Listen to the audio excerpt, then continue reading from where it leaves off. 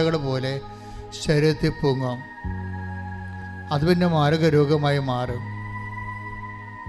നമ്മൾ ചികിത്സിക്കുമ്പോൾ കുറച്ച് സബ്സൈഡാകും, പിന്നെ അത് വേറെ രൂപത്തിൽ വരും. ആരെല്ലാം കർത്താവ് കരൾ രോഗങ്ങളാൽ വേദനിക്കുകയും ഗുരുതരമായ അവസ്ഥയിൽ കഴിയുകയും ചെയ്യുന്നുണ്ടെങ്കിൽ ഞങ്ങളുടെ ബന്ധുക്കൾ, സ്വന്തപ്പെട്ടവർ, അവരെല്ലാം ഇപ്പോൾ നിങ്ങൾ കരൾ രോഗികളാണ് നിങ്ങളുടെ ബന്ധുക്കളെങ്കിൽ ഇപ്പോൾ ഓർക്കുക, അവർക്ക് പകരം നിങ്ങൾ നിങ്ങളുടെ നെഞ്ചിന് താഴെ കൈകൾ വെച്ചുകൊണ്ട് അവർക്ക് വേണ്ടി സ്തുതിക്കട്ടെ. കർത്താവ് അടിപ്പിണർ പോലെ, വൈതാക്കാളം പോലെ കർത്താവ് നിങ്ങളെ ഏറ്റെടുക്കുകയും സ്തുതിക്കപ്പെടുകയും സൗഖ്യപ്പെടുത്തുകയും ചെയ്യുന്ന സമയമാണ്.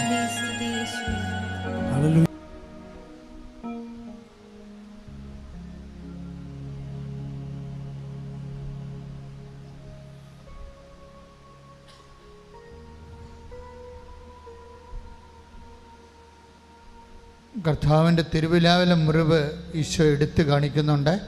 നിങ്ങളെ രോഗമുള്ളവരും ഹൃദയഭാരമുള്ളവരും കർത്താവിൻ്റെ തിരുവിലാവിലെ മുറിവിനെ അനുസ്മരിച്ചുകൊണ്ട് ഈ സമയത്ത് ആരാധനയിൽ പ്രാർത്ഥിക്കേണ്ടതാണ്. അച്ഛൻ പ്രാർത്ഥിച്ചു തരാം. ഏറ്റു പ്രാർത്ഥി. കർത്താവായ ദൈവമേ, അങ്ങയുടെ തിരുവിലാവിലെ മുറിവിനെ അനുസ്മരിച്ചുകൊണ്ട് അടിയങ്ങൾ പ്രാർത്ഥിക്കുന്നു. ഹൃദയവേദനയും രോഗങ്ങളും ഹൃദയത്തിന്റെ സമ്മർദ്ദങ്ങളും അനുഭവിക്കുന്നവരെ അങ്ങ് സ്പർശിക്കണമേ. കർത്താവേ, പ്രഷർ മൂലം കടുത്ത തലവേദനയും അതിന്റെ മൂലകാരണങ്ങളും ജീവിത സംഘർഷങ്ങളും അനുഭവിക്കുന്നവരെ അധ്വാനിക്കുന്നവരും ഭാരം വഹിക്കുന്നവരും എന്റെ അടുക്കൽ വരിക. ഞാൻ നിങ്ങളെ ആശ്വസിപ്പിക്കാം എന്ന ഉടമ്പടി വാഗ്ദാനത്തിലൂടെ ഞങ്ങൾ പ്രാർത്ഥിക്കുന്ന ഹൃദയ സംഘർഷങ്ങളുള്ളവരെ അവരുടെ ഭാരങ്ങളെ ഈ നിമിഷം ആരാധ്യനെ ദിവ്യകാരുണ്യമേ തിരുഹൃദയമേ ഏറ്റെടുക്കണമേ. സ്തുതിക്കട്ടെ.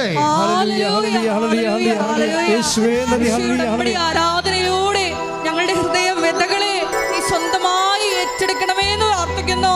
ഞങ്ങളെ ശക്തി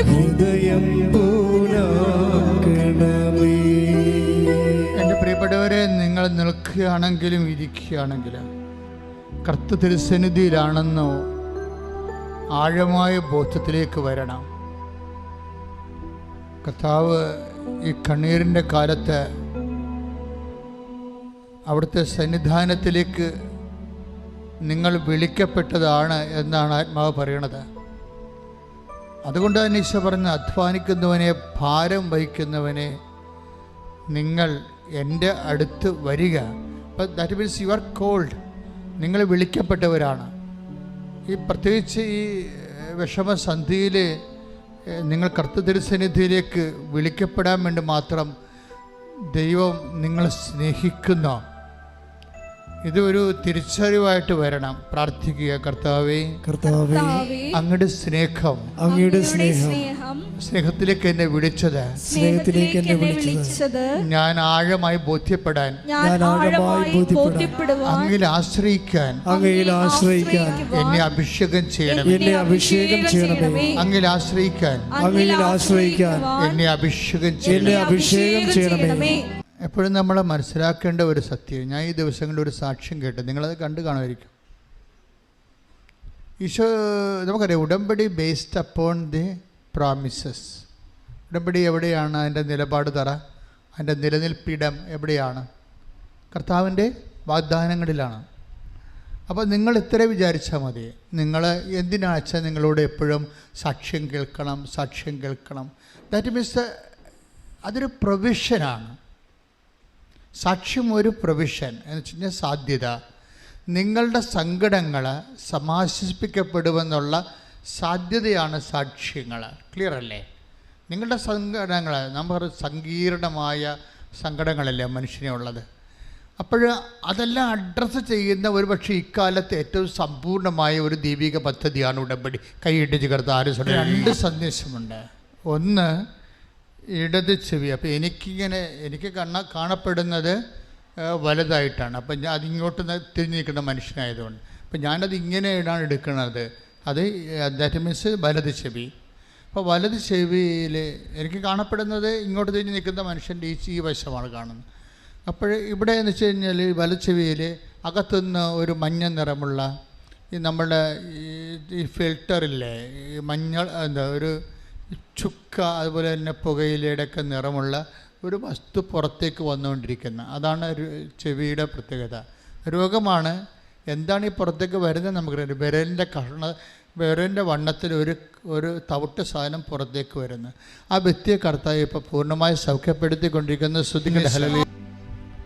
അതായത് ഈ ആളൊരു അല്പം ഒരു മങ്ങിയ നിറമാണ്, വൈറ്റ് അല്ല, എന്നാൽ പ്യുവർ ബ്ലാക്ക് അല്ല, ഒരു മങ്ങിയ നിറമാണ്. പക്ഷെ ചുണ്ട് തടിച്ചതാണ്, ചുണ്ട് ചുവന്നതാണ്, ചുണ്ട് ചുവന്ന് മലർന്നിരിക്കുന്ന ഒരു രോഗമാണ്. ആ വ്യക്തിയെ കർത്താവ് സ്പർശിച്ച് സൗഖ്യപ്പെടുത്തിക്കൊണ്ടിരിക്കുന്നത് ശ്രദ്ധിക്കട്ടെ.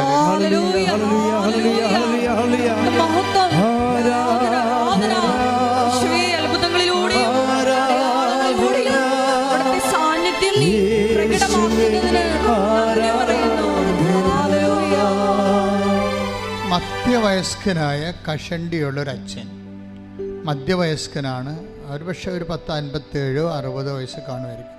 കഷണ്ടിയുള്ള വൈറ്റ് ലോഹ ഉപയോഗിക്കുന്ന റിലീജിയസ് ആയിട്ടൊരു അച്ഛൻ. ഈ അച്ഛൻ്റെ അടുത്ത് നിങ്ങൾ എന്തോ കാര്യത്തിന് വേണ്ടി പോയി. അപ്പം അദ്ദേഹം നിങ്ങളുടെ തലയിൽ കൈവച്ച് പ്രാർത്ഥിച്ചു. അദ്ദേഹത്തിൻ്റെ ഇടത് കൈ വെച്ച് പ്രാർത്ഥിക്കുന്നതായിട്ട് മെസ്സേജുണ്ട് ശിരസിൽ. ആ വിഷയത്തിൽ മേൽ ദൈവികമായ തീരുമാനം ഉണ്ടായിട്ടുണ്ട്, കർത്താവ് ഇടപെട്ടിട്ടുണ്ടെന്ന് സന്ദേശമുണ്ട്. ശ്രുതികട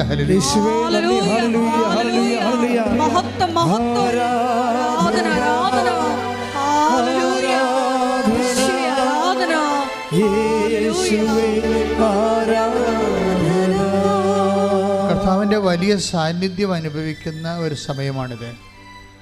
അതേസമയം തന്നെ ഈ ആരാധനയെ അവഹേളിക്കപ്പെടുന്ന സാത്താൻ്റെ ശക്തികളും ആരാധന അവഹേളിക്കപ്പെടുന്നതിന് വേണ്ടി പ്രത്യേകിച്ച് കോപ്പ് കൂട്ടി ക്യാമറ ഉപയോഗിച്ചും അല്ലാതെയുമൊക്കെ ഈ സന്ദേശങ്ങളെ സുവിശേഷ വിരുദ്ധമായ വിഷയങ്ങൾക്ക് വേണ്ടി ഉപയോഗിക്കാനുള്ള ഛിദ്രശക്തികളുടെ സാന്നിധ്യവും ദൃശ്യമാണ്. ശ്രുതികട ഹല്ലേലൂയ. ദൈവാനുഭവങ്ങളുടെ ഒരു സർവകലാശാലയാണ് ഉടമ്പടി. അതിലിങ്ങനെ പുതിയ പുതിയ കോഴ്സുകൾ നടന്നുകൊണ്ടിരിക്കും. ഓരോ ആഴ്ചയും പുതിയ കോഴ്സുകൾ. ജനങ്ങൾ ഉടമ്പടി ആചരിക്കുമ്പോൾ അവർക്ക് വ്യത്യസ്തങ്ങളായ മേഖലകളിലെ അവരനുഭവിക്കുന്ന ഉടമ്പടി അനുഭവങ്ങൾ ഉടമ്പടിയുടെ പുതിയ കോഴ്സായിട്ട് വരും. ഈ ദിവസങ്ങളിൽ കേട്ട സാക്ഷ്യം, കുറേ നല്ല സാക്ഷ്യങ്ങൾ കേട്ടു. അതിലൊന്ന് ആൻസി സണ്ണിയുടെ സാക്ഷ്യമാണ്, മുണ്ടക്കയ. ആൻസി ചേച്ചിയെ എന്താ സംഭവിച്ചത്? ആൻസി ചേച്ചിയെ പാമ്പ് കടിച്ചു, ഒരു വളവരെയും പാമ്പ് കടിച്ചു. ഇവരൊരു എറണാകുളത്തൊരു പ്രധാനപ്പെട്ട ആശുപത്രിയിൽ കൊണ്ടുപോയി. ഡോക്ടർമാർ ഇവരോട് പറയുന്നുണ്ട്, ഇവർ ഡോക്ടറോട് പറയുന്നുണ്ട് ഒരു വളവരെയും പാമ്പാണ് എന്നെ കടിച്ചതെന്ന് പറയുന്നുണ്ട്. പക്ഷേ നമുക്കറിയാവില്ല, പേഷ്യൻ്റ് ഇങ്ങനെ പറഞ്ഞാലും പേഷ്യൻറ്റിനെ കുറിച്ച് പാമ്പിനെക്കുറിച്ച് അവർക്ക് ടെക്നിക്കൽ നോളജ് ഇല്ലാത്തത് കൊണ്ട് ഏത് പാമ്പാണെന്ന് അറിയാൻ പാടില്ലാതെ ബ്ലഡ് ടെസ്റ്റ് ചെയ്ത് എടുക്കുന്നവരെയും ബ്ലഡ് ടെസ്റ്റ് ചെയ്താൽ ഇന്ന പാമ്പാണെന്ന് കൃത്യം പറയാൻ സമയമെടുക്കും. അല്ലെങ്കിൽ അതിൻ്റെ സൂപ്പർ സ്പെഷ്യൽ പാമ്പ് കടിയുടെ സൂപ്പർ സ്പെഷ്യാലിറ്റി ആശുപത്രി ആയിരിക്കണം, അങ്ങനെ നമുക്ക് ഇല്ലതാണ്. പക്ഷേ അത് കാരണം ഡോക്ടർമാർ എന്നാ ചെയ്യുന്നത് കഴിഞ്ഞാൽ ഡോക്ടർ വളരെ മനുഷ്യോചിതമായൊരു കാര്യം അവർ ചെയ്യുന്നുണ്ട്. അതായത് ഇവർ ഭയപ്പെടാതിരിക്കാൻ വേണ്ടി ഡോക്ടർമാർ ഓരോരുത്തരും വന്ന് 6 ഡോക്ടർമാർ 1 by 1 ആയിട്ട് വന്ന് ഇവരോട് ഇങ്ങനെ സംസാരിച്ചുകൊണ്ടിരിക്കും. എന്ന് വെച്ച് കഴിഞ്ഞാൽ ഇവർ സംസാരിക്കാൻ ആരുമില്ലെങ്കിൽ ഇവരുടെ പാമ്പ് കഴിഞ്ഞ് ഞാനിപ്പം മരിക്കുമെന്നൊക്കെ വിചാരിച്ച് പേടിച്ച് പോകത്തില്ലേ, അവരെ വിഷയം മാറ്റിക്കൊണ്ട് പ്രഷർ കൂടാതിരിക്കാൻ വേണ്ടി ഡോക്ടർമാർ 1 by 1 ആയിട്ട് ഇങ്ങനെ അവരുടെ ഇത് മാറ്റിക്കൊണ്ടിരിക്കുകയാണ്. അവിടെ ചിന്ത വിഷയം മാറ്റിക്കൊണ്ട് ഇങ്ങനെ ടെസ്റ്റ് ചെയ്ത് അവർക്കൊരു സമയം ചിന്തിക്കാനോ സ്വയം ചിന്തിക്കാനോ പേടിക്കാനോ സമയം കൊടുക്കാത്തൊരു വളരെ തന്ത്രപരമായിട്ട് സൈക്കോളജിക്കൽ ഡോക്ടർമാരത് മാനേജ് ചെയ്യുന്നുണ്ട് ശരിക്കും. പക്ഷേ ഇവരപ്പോഴൊക്കെ പറയുന്നു ഡോക്ടറെ, അപ്പോൾ ഇവർക്കത് മനസ്സിലാവുന്നുണ്ട് ഡോക്ടർമാർ എന്താ ഉദ്ദേശിക്കണമെന്ന്. അപ്പോൾ ഇവർ പറയുന്നു ഡോക്ടർ എനിക്ക് കുഴപ്പമില്ല, എനിക്ക് പേടിയില്ല എന്ന് പറയുന്നുണ്ട്. പക്ഷെ കുറച്ച് കഴിയുമ്പോൾ ഇവരവിടുന്ന് ലിഫ്റ്റ് ചെയ്യേണ്ടി വരും. പിന്നെ വേറെ ഒരു ആശുപത്രിയോട്ട് ഇവർ ലിഫ്റ്റ് ചെയ്യും. അത് വളരെ അകലെയുള്ള ആശുപത്രിയാണ്. അവിടുന്ന് ഒരു ICU ഉള്ള ആംബുലൻസ് ഇവിടെ വന്ന് എത്തണം. ഇവിടുത്തെ ആംബുലൻസ് എല്ലാം പുറത്ത് പോയിരിക്കുകയാണ്. ഇവിടെ ആംബുലൻസ് ഇല്ല. അപ്പോൾ ഈ വേറെ സ്ഥലത്തേക്ക് കൊണ്ടുപോകേണ്ടി വരുമെന്നവർക്ക് മനസ്സിലായി. കാര്യം ബ്ലഡ് ടെസ്റ്റ് ചെയ്തപ്പോൾ ബ്ലഡിൽ വിഷം കയറിപ്പോയി. ബ്ലഡിൽ ശക്തമായ രീതിയിൽ വിഷം കയറിപ്പോയി. കാര്യം ഇവർ ഇപ്പോൾ ഒരു 3/4 മണിക്കൂർ കഴിഞ്ഞു, ആശുപത്രി വന്നിട്ട് 3/4 മണിക്കൂർ കഴിഞ്ഞു. അപ്പോൾ അവിടുത്തെ ഒരു ചെറിയ ബുദ്ധിമുട്ടുള്ള കാരണം ഇവർ അവിടുന്ന് ലിഫ്റ്റ് ചെയ്യാൻ പോവുകയാണ്. ലിഫ്റ്റ് ചെയ്യാനുള്ള ആംബുലൻസ് അകലെന്ന് വരണം. അതിന് ICU ഉള്ള എല്ലാ സെറ്റപ്പും ഉള്ള ആംബുലൻസാണ് ഇവരെ കൊണ്ടുപോകാൻ പറ്റത്തുള്ളൂ. സാധാരണ ആംബുലൻസ് കൊണ്ടുപോകാൻ അവരെത്തത്തില്ല അവിടം വരെ. അപ്പോൾ അതിന് ഡോക്ടർമാർക്ക് അറിയാവുന്ന കണ്ട സിറ്റുവേഷൻസ് വളരെ മോശമാണ് ശരിക്കും. അപ്പോൾ അതുവരെ ഇവരെ ഒന്ന് പിക്കപ്പ് ചെയ്ത് ഒരു നേഴ്സിനെ കൂട്ടി തിരിച്ച് ഇവർ പറയുന്ന പുതിയ ആശുപത്രിയോട്ട് വിടണം. അപ്പം അതിന് വരെയുള്ള സമയമാണ്. പക്ഷേ പ്രഷർ പെട്ടെന്ന് കൂടി 500 അപ്പോൾ ഡോക്ടർമാർ ശരിക്കും ഭയപ്പെട്ടു പോകും. പക്ഷേ ഡോക്ടർമാർ ഭയപ്പെട്ടെങ്കിലും ഇവർക്ക് ഭയം തോന്നണില്ല. ഡോക്ടർമാർ ഭയപ്പെട്ടു, പ്രഷർ 500 ദാറ്റ് മീൻസ് വിഷം ശരിക്കും കയറി ഹൃദയം ജീവനോട് മല്ലിടിക്കുന്നുവെന്ന് മനസ്സിലായി. ഇവർ പോവുകയാണ്. പിന്നെ ആംബുലൻസ് വന്ന് ഇവർ പോകുന്നുണ്ട്. ഇവർ നേഴ്സും കൂടി കൂട്ടി അടുത്ത ആശുപത്രിയോട് പോവുകയാണ്. അപ്പോൾ വളരെ ടൈമേ ഉള്ളൂ, കുറച്ച് മിനിറ്റിൻ്റെ ഉള്ളിൽ വളരെ ഗുരുതരമായ സംഭവങ്ങൾ നടക്കും. അപ്പോൾ ആ സമയത്ത് ഈ ആംബുലൻസിലെ AC ഫുള്ളായിട്ട് വെക്കും. കാര്യം ഫുള്ളായിട്ട് വെച്ച് ഭയങ്കരമായിട്ട് ഫ്രീസാക്കും, തണുക്കും. പക്ഷേ എന്നിട്ട് ഒരു വലിയൊരു കമ്പിളി എടുത്തിട്ട് ഈ പേഷ്യൻറ്റിൻ്റെ ശരീരത്തിലിടും. അപ്പോൾ ഈ ചേച്ചി പറയും, എനിക്ക് കുഴപ്പമൊന്നുമില്ല, എനിക്ക് തണുപ്പ് തോന്നണില്ല എന്ന് പറയാം. അപ്പോൾ നഴ്സുമാർ കാര്യം പറഞ്ഞ് നല്ല തണുപ്പാണ്, മാക്സിമം തണുപ്പിച്ചത് പോണത്. പക്ഷേ ഈ ഇതിൻ്റെ ഫീലിംഗ് അവർക്ക് കിട്ടണില്ല. ഇവർ വേറൊരു ഫീലിങ്ങിലാണ് ഉള്ളത്. അവസാനം ഹസ്ബൻഡിന് ഇവർ കുറച്ച് കഴിഞ്ഞപ്പോൾ ഇവരുടെ കയ്യിൽ നിന്ന് വിട്ടുപോകും. ഇവർ ഛർദ്ദിക്കാൻ തുടങ്ങും. ഛർദ്ദിക്കാനൊക്കെ തുടങ്ങും. പിന്നെ ഈ കൈയും കാലുമൊക്കെ ഒന്ന് വിറക്കുകയൊക്കെ ചെയ്യും. അപ്പോൾ എല്ലാം തീരാൻ പുണവർ തോന്നും. അപ്പോൾ ഹസ്ബൻഡ് ഒരു ഓർമ്മ ഹസ്ബൻഡ് ഒരു കാര്യം ഈ ചേച്ചി എപ്പോഴും ചെയ്യുന്ന ഒരു പരിപാടിയുണ്ട്. ഹസ്ബൻഡ് എവിടെ പോയാലും ഈ ഉടമ്പടി എടുത്ത ആളാണ്. ഉടമ്പടിയുടെ ഒരു ഇത്തിരി ഉപ്പെടുത്ത് ചെറിയൊരു പേപ്പറിൽ ചുരുട്ടി ഹസ്ബൻഡിൻ്റെ പോക്കലിട്ട് കൊടുക്കും. എവിടെ പോയാലും മാതാവിൻ്റെ ഒരു സംരക്ഷണം കിട്ടാൻ വേണ്ടി നേരത്തെ ഉടമ്പടി എടുത്ത കാലം വരെ ചെയ്യണതാണ്. എന്നിട്ട് അപ്പോഴാണ് ഹസ്ബൻഡ് ഓർമ്മ വന്നത്, എൻ്റെ പോക്കറ്റിൽ ഉടമ്പടിയുടെ ഉപ്പുണ്ടല്ലോ എന്ന് പറഞ്ഞു. ഹസ്ബൻഡ് ഉടനെ ആ ഉടമ്പടി ഉപ്പെടുത്തിട്ട് വിശ്വാസപ്രമാണം ചൊല്ലിയിട്ട് ഇവിടെ നെറ്റിയിലും ശരീരത്തിൽ വിടും. എന്നിട്ട് ഹസ്ബൻഡ് പറയും, ഇനി കുഴപ്പമൊന്നുമില്ല ആൻസി, ഇനിയിപ്പോൾ എല്ലാം ഈശോ ഏറ്റെടുത്തോളും, അമ്മ മാതാവ് നമുക്കൊരു കുഴപ്പം വരത്തില്ലെന്ന് പറയും. 10 മിനിറ്റ് കഴിയുമ്പോൾ ഇവർ വിയർക്കും. പിന്നെ ഹോസ്പിറ്റലിലെത്തിയിട്ട് ഇവർ ടെസ്റ്റ് ചെയ്യും. ബ്ലഡ് ടെസ്റ്റ് ചെയ്യുമ്പോൾ ബ്ലഡിൽ വിഷത്തിൻ്റെ ഒരംശം കാണത്തില്ല.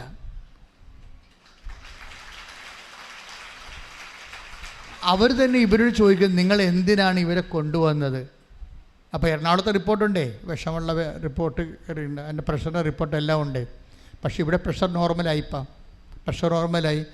അതായത് ഇത്രയും സ്പീഡാണ് ഉടമ്പടിയുടെ പ്രവർത്തനങ്ങളുടെ എന്ന് പറയാനല്ല ഞാൻ ഈ സാക്ഷ്യമെടുത്തത് നിങ്ങൾ ഓർക്കണം. അതായത് ഈ ഡോക്ടർമാരെല്ലാം പേടിക്കുമ്പോഴും ആൻസി പേടിക്കണില്ല അല്ലേ? That's my point. ഇത് ഒരു വാഗ്ദാനമാണ് ശരിക്കും. ഡോക്ടർമാരെല്ലാം പേടിക്കുന്നു. ആ സമയത്ത് തന്നെ യഥാർത്ഥ ഭയത്തിൻ്റെ ഇരയായ ആ വ്യക്തി, particular person, she's not afraid. Why? അതിന് ഉത്തരം പറയേണ്ടി വരും നമ്മൾ. ഡോക്ടർമാരെല്ലാം പേടിക്കുമ്പോഴും ഈ പാമ്പ് കടി ഏറ്റ particular person she's not afraid. എന്തുകൊണ്ടാണ്? അത് ശരിക്കും പറഞ്ഞാൽ അത്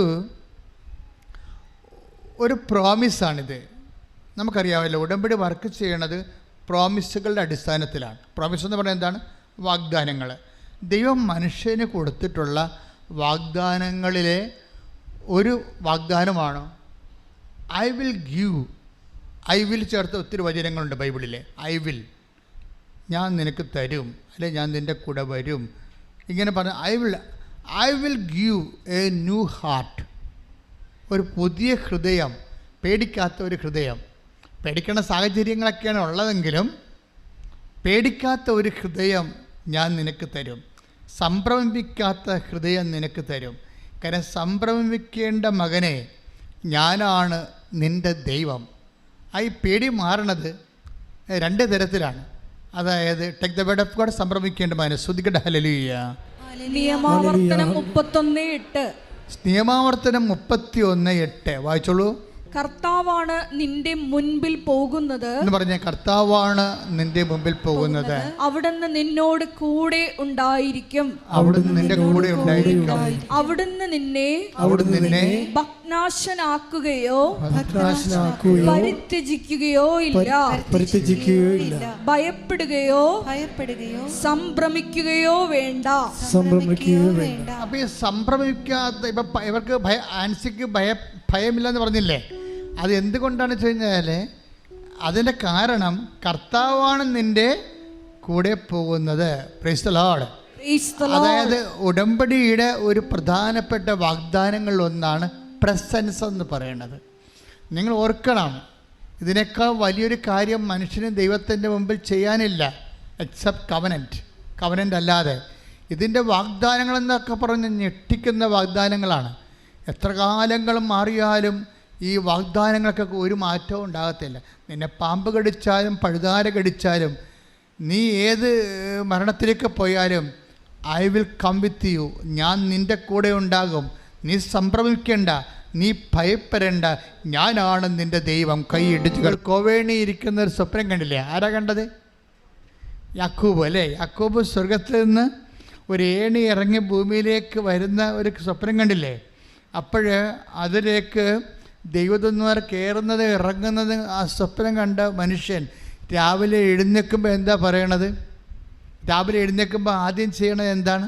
താൻ തലക്കൽ വെച്ചിരുന്ന കല്ലെടുത്തിട്ട് അതിൻ്റെ പുറത്ത് ഉടമ്പടി തൈലം, ഒലിവ് തൈലം ഒഴിക്കും. എന്നിട്ട് എന്താ പറയണത്? ഇത് ദൈവത്തിൻ്റെ സാന്നിധ്യത്തിൻ്റെ ഇടമാണ്, കർത്താവിൻ്റെ ഭവനമാണ്, ഇതിൻ്റെ പേര് ബദ്ധലെന്ന്. കർത്താവിൻ്റെ കൈയടിച്ച് കർത്താവ്. 28-ാം അധ്യായം 10 മുതലുള്ള തിരുവചനങ്ങൾ. യാക്കോബ് ബർഷബായിൽ നിന്ന് ഹാരാനിലേക്ക് പുറപ്പെട്ടു.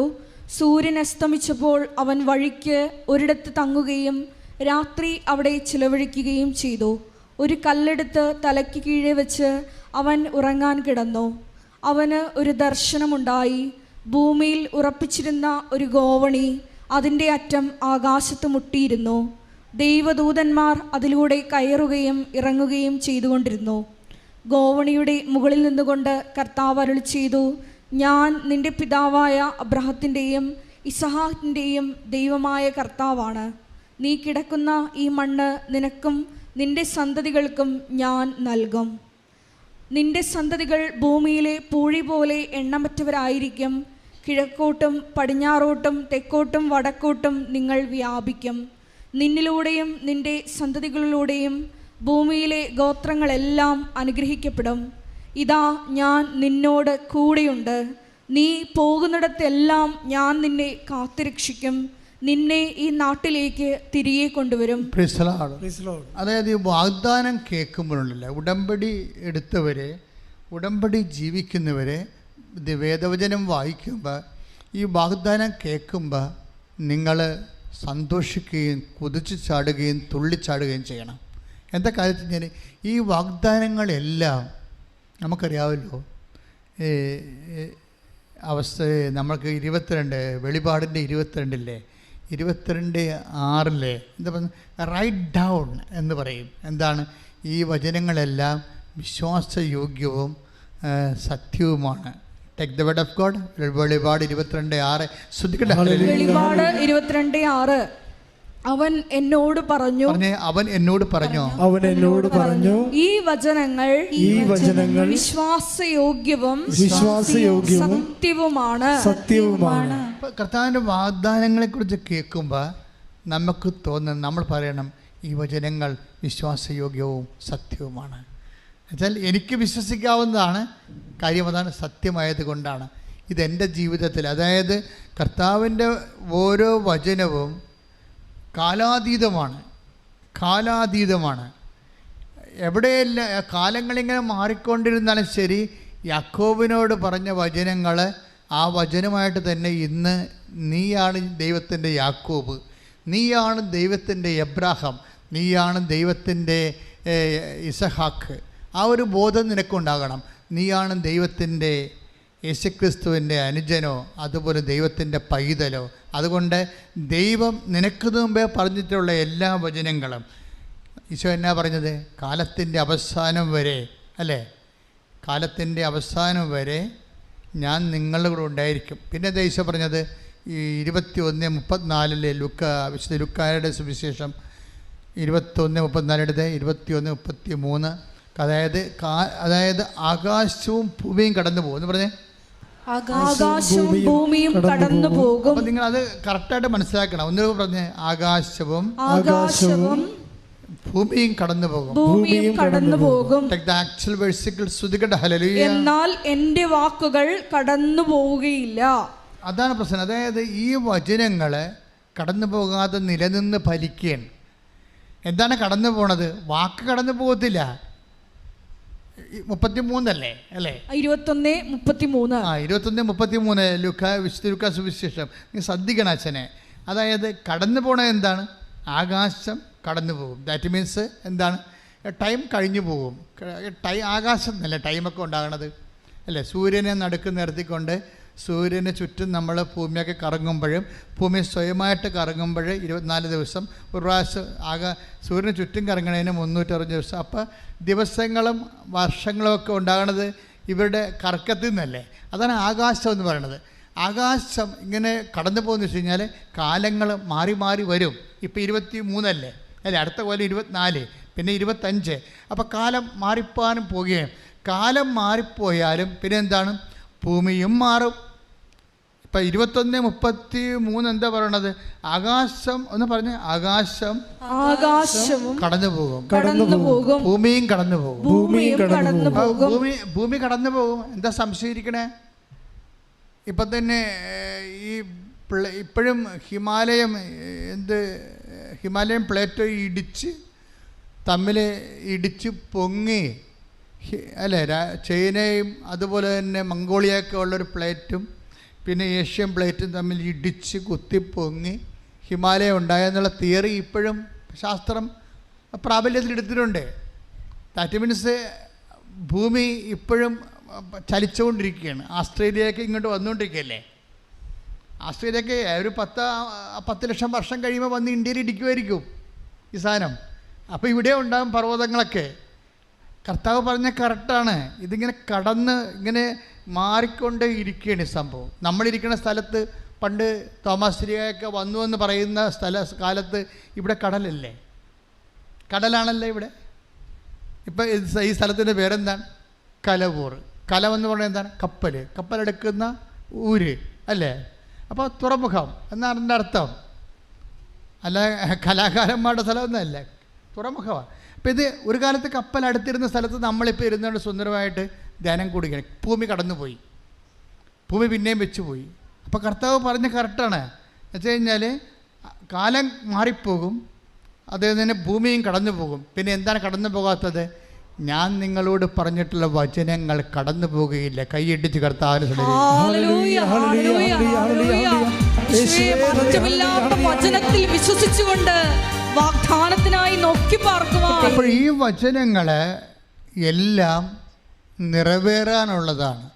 അത് നമ്മുടെ കാലം കഴിഞ്ഞാലും എത്രയോ വർഷം കഴിഞ്ഞാലും ലോകം അവസാനിക്കുന്ന വരെ വചനം മനുഷ്യൻ്റെ ജീവിതത്തിൽ നിറവേറിക്കൊണ്ടിരിക്കും. പക്ഷേ ഈ വചനത്തെ നിറവേറ്റാനുള്ള ഏറ്റവും വലിയ സൊല്യൂഷൻ എന്താണ്? That is covenant. അതാണ് ഉടമ്പടിയുടെ ഒരു ബലമെന്ന് പറയണത്. ഉടമ്പടി പ്രകാരമാണ് വചനം നിറവേറുന്നത്. ഒരു പ്രാർത്ഥനാ പ്രകാരം സിംഗിൾ പ്രെയർ എന്ന് പറയുന്നത്, ഞാൻ എപ്പോഴും പറയാം, സിംഗിൾ ഫേസാണ്. പക്ഷെ ഒരു വചനം എപ്പോഴും നിറവേറുന്നത് ഞാൻ നിന്നോട് പറഞ്ഞ വചനങ്ങൾക്ക് മാറ്റം വരികയില്ലെന്നാണ് പറയണത്. അങ്ങോട്ടും ഇങ്ങോട്ടും പറഞ്ഞ വചനങ്ങളുണ്ട്, ഉടമ്പടി വചനങ്ങൾ. ഇപ്പം ഞാൻ നിന്നോട് പറഞ്ഞ വചനങ്ങൾ എന്താണ്? ഞാൻ നിന്നോട് പറഞ്ഞ വചനങ്ങൾക്ക് മാറ്റം വരികയില്ല. കാര്യം എന്താണ്? ഞാൻ നിന്നോട് പറഞ്ഞതെല്ലാം നിറവേറ്റും. ഇപ്പോഴ് കർത്താവിൻ്റെ വചനത്തിൽ ഞാൻ നിന്നോട് പറഞ്ഞതെല്ലാം നിറവേറ്റും. അതായത് സ്തുതിക്കട്ടെ, ഹല്ലേലൂയ, take the word of God. മത്തായി 5:18. മത്തായി 5:18. ആകാശവും ഭൂമിയും കടന്നു പോകുന്നതുവരെ സമസ്തവും നിറവേറുവോളം നിയമത്തിൽ നിന്ന് വള്ളിയോ പുള്ളിയോ മാറുകയില്ലെന്ന് സത്യമായി ഞാൻ നിങ്ങളോട് പറയുന്നു. ദൈവത്തിൻ്റെ വചനത്തിൻ്റെ വിഷയം അതെല്ലാം പൂർണ്ണമായിട്ട് നിറവേറും. എന്താ കാര്യം? ഉൽപ്പത്തി 28:15. Take the word of God. ഉൽപ്പത്തി 28:15. ശ്രുതിക്കട്ടെ, ഹല്ലേലൂയ, ഹല്ലേലൂയ, ഹല്ലേലൂയ, ഹല്ലേലൂയ, ഹല്ലേലൂയ, ഹല്ലേലൂയ. 28:15. നിന്നോട് പറഞ്ഞതൊക്കെ നിറവേറ്റുന്നത് വരെ. ഒന്ന് പറഞ്ഞ്, ഏറ്റു പറഞ്ഞ, സ്വരത്തിൽ പറഞ്ഞ്, ഇടിമുഴക്കം പോലെ പറഞ്ഞ്, നിന്നോട് പറഞ്ഞതൊക്കെ നിറവേറ്റുന്നത് വരെ ഞാൻ നിന്നെ കൈവിടുകയില്ല. മനസ്സിനോട് പറയണം, ആരാണ്? എൻ്റെ കർത്താവ് എൻ്റെ കൂടെയുണ്ട്. അതിനാണ് ഉടമ്പടിയുടെ തൈലം തന്നിരിക്കുന്നത് കർത്താവ്. അതെപ്പോഴും ദാവീദും അങ്ങനെ പറയുമായിരുന്നു, അവിടുന്ന് എൻ്റെ ശിരസ്. ദാവീദും ഉടമ്പടിയുടെ ആളല്ലേ, അങ്ങനത്തെ ഉടമ്പടി പ്രകാരമാണല്ലേ രാജസ്ഥാനം കിട്ടിയത്. അപ്പോൾ ദാവീദും പറയുമായിരുന്നു, എൻ്റെ കർത്താവ് എൻ്റെ ശിരസിൽ എപ്പോഴും തൈലം പൂശും. കാര്യം എന്താണ്? എൻ്റെ കർത്താവ് എൻ്റെ കൂടെയുണ്ട്. സങ്കീർത്തനം 23:5. ശിരസ് തൈലം കൊണ്ട് അഭിഷേകം ചെയ്യുന്നു. എൻ്റെ പാനപാത്രം കവിഞ്ഞൊഴുകുന്നു. അതായത് ഈ ശിരസ് തൈലം കൊണ്ട് പൂശണത്, അതായത് മരണത്തിൻ്റെ ഇരുൾ വീണ താഴ്വരയിലൂടെയാണ് നടക്കുന്നതെങ്കിലും അവിടുന്ന് എൻ്റെ കൂടെയുള്ളതിനാൽ ആ കൂടെയാണ് തൈലപ്പൂശലിലൂടെ നമുക്ക് കിട്ടുന്നത്. തൈലം എപ്പോൾ പൂശാലും ഓർക്കണം, യാക്കോബ് കല്ലിലൊഴിച്ച തൈലം, ദാവീദ് നെറ്റിയിലൊഴിച്ച തൈലം, അഭിഷേക തൈലം എന്നുള്ളത്. നിങ്ങൾ ഉടമ്പടി എടുക്കുന്നത് ഒരു പക്ഷേ ഒരു പ്രത്യേക വിഷയത്തിന് വേണ്ടിയാണ് വിചാരിച്ചു, ജോലി, വീട്, വിവാഹം, പരീക്ഷ, ഇൻ്റർവ്യൂ. അതെ. പക്ഷേ ഇതിൻ്റെ ഏറ്റവും വലിയ ഇഫക്റ്റ് എന്ന് പറയണത് നിങ്ങളുടെ ആ പെർട്ടിക്കുലർ തിങ്സ് മാത്രമല്ല. നിങ്ങൾക്ക് പറ്റണ ഒരു അബദ്ധം, ഇപ്പം ജപ്തി നടപടിയാണ്. അപ്പം നിങ്ങൾ ജപ്തി നടപടി മാറുക എന്നുള്ള വിഷയത്തിനായിരിക്കും നിങ്ങൾ ഓവർ ഇമ്പോർട്ടൻസ് കൊടുക്കണത്. പക്ഷേ അതിനേക്കാൾ വലിയ സംഭവം അവിടെ നടക്കുന്നുണ്ട്. എന്താ കാര്യം? നിൻ്റെ ദൈവം നിൻ്റെ കൂടെ യാത്ര ചെയ്യുന്നു. ഇപ്പം റീജ അഗസ്റ്റിൻ്റെ ഒരു സാക്ഷ്യം ഈ ദിവസങ്ങളിലെ നല്ല സാക്ഷ്യങ്ങളൊന്നാണ്. റീജ അഗസ്റ്റിന് അതായത് അവർ കാനഡയിലാണ്, സിലിക്കൺ വാലിയിൽ. അവർ 10-12 കൊല്ലമായിട്ട് അവിടെയാണ്. അപ്പോൾ അവരുടെ സാക്ഷ്യത്തിൽ ഉള്ള പ്രത്യേകത, അവർക്ക് ഒരു ദിവസം വെളുപ്പിന് 4:30 ഗാരേജിൽ നിന്ന് വണ്ടി എടുക്കണം. കാരണം 5:30 പോകേണ്ടത്. പക്ഷെ അവിടെ എന്തോ ഒരു ടൈമിൻ്റെ ഒരു ചേഞ്ച്, അവർ ആ രാജ്യത്ത് ക്ലോക്ക് തിരിച്ചു വെക്കുന്ന ടൈം സേവിങ് എന്തോ ഒരു പരിപാടിയുണ്ട്. അത് മൊത്തം അങ്ങനെ ബാധിക്കും, ഒരു 3 മാസമൊക്കെ നിൽക്കും അത്. അപ്പം അതുകൊണ്ട് 5:30 പോകേണ്ട ആൾ 4:30 പോകണം. അപ്പം 4:30 പോയി ഗാരേജിൽ നിന്ന് വണ്ടി എടുക്കുമ്പോൾ ആദ്യമായിട്ടാണ് ഭർത്താവാണ് സാധാരണ എടുക്കണത് വണ്ടി. ഗാരേജിൽ നിന്ന് വണ്ടി കൊണ്ടുവരണം, കുറച്ച് ദൂരത്തിലാണ്. ഇപ്പം ഇന്ന് ഹസ്ബൻഡ് പറഞ്ഞിട്ട് നീ പോയി വണ്ടി എടുത്ത് വരാൻ പറഞ്ഞ്. 4:30 വെളുപ്പിന്. അപ്പോൾ വണ്ടി എടുക്കുന്നവർക്ക് പേടിയാണ്. എങ്കിലും പറഞ്ഞത് കാര്യം അദ്ദേഹം ഇവരൊരുമിച്ച് പോകണം. കാര്യം ഇത് കുറച്ച് 2 മണിക്കൂർ യാത്രയുണ്ട്. അതിനുശേഷമാണ് ജോലി. ഒരു ദിവസം 10 മണിക്കൂർ ജോലിയുണ്ട്. പിന്നെ ടൈറ്റ് ടൈം ടേബിളാണ്.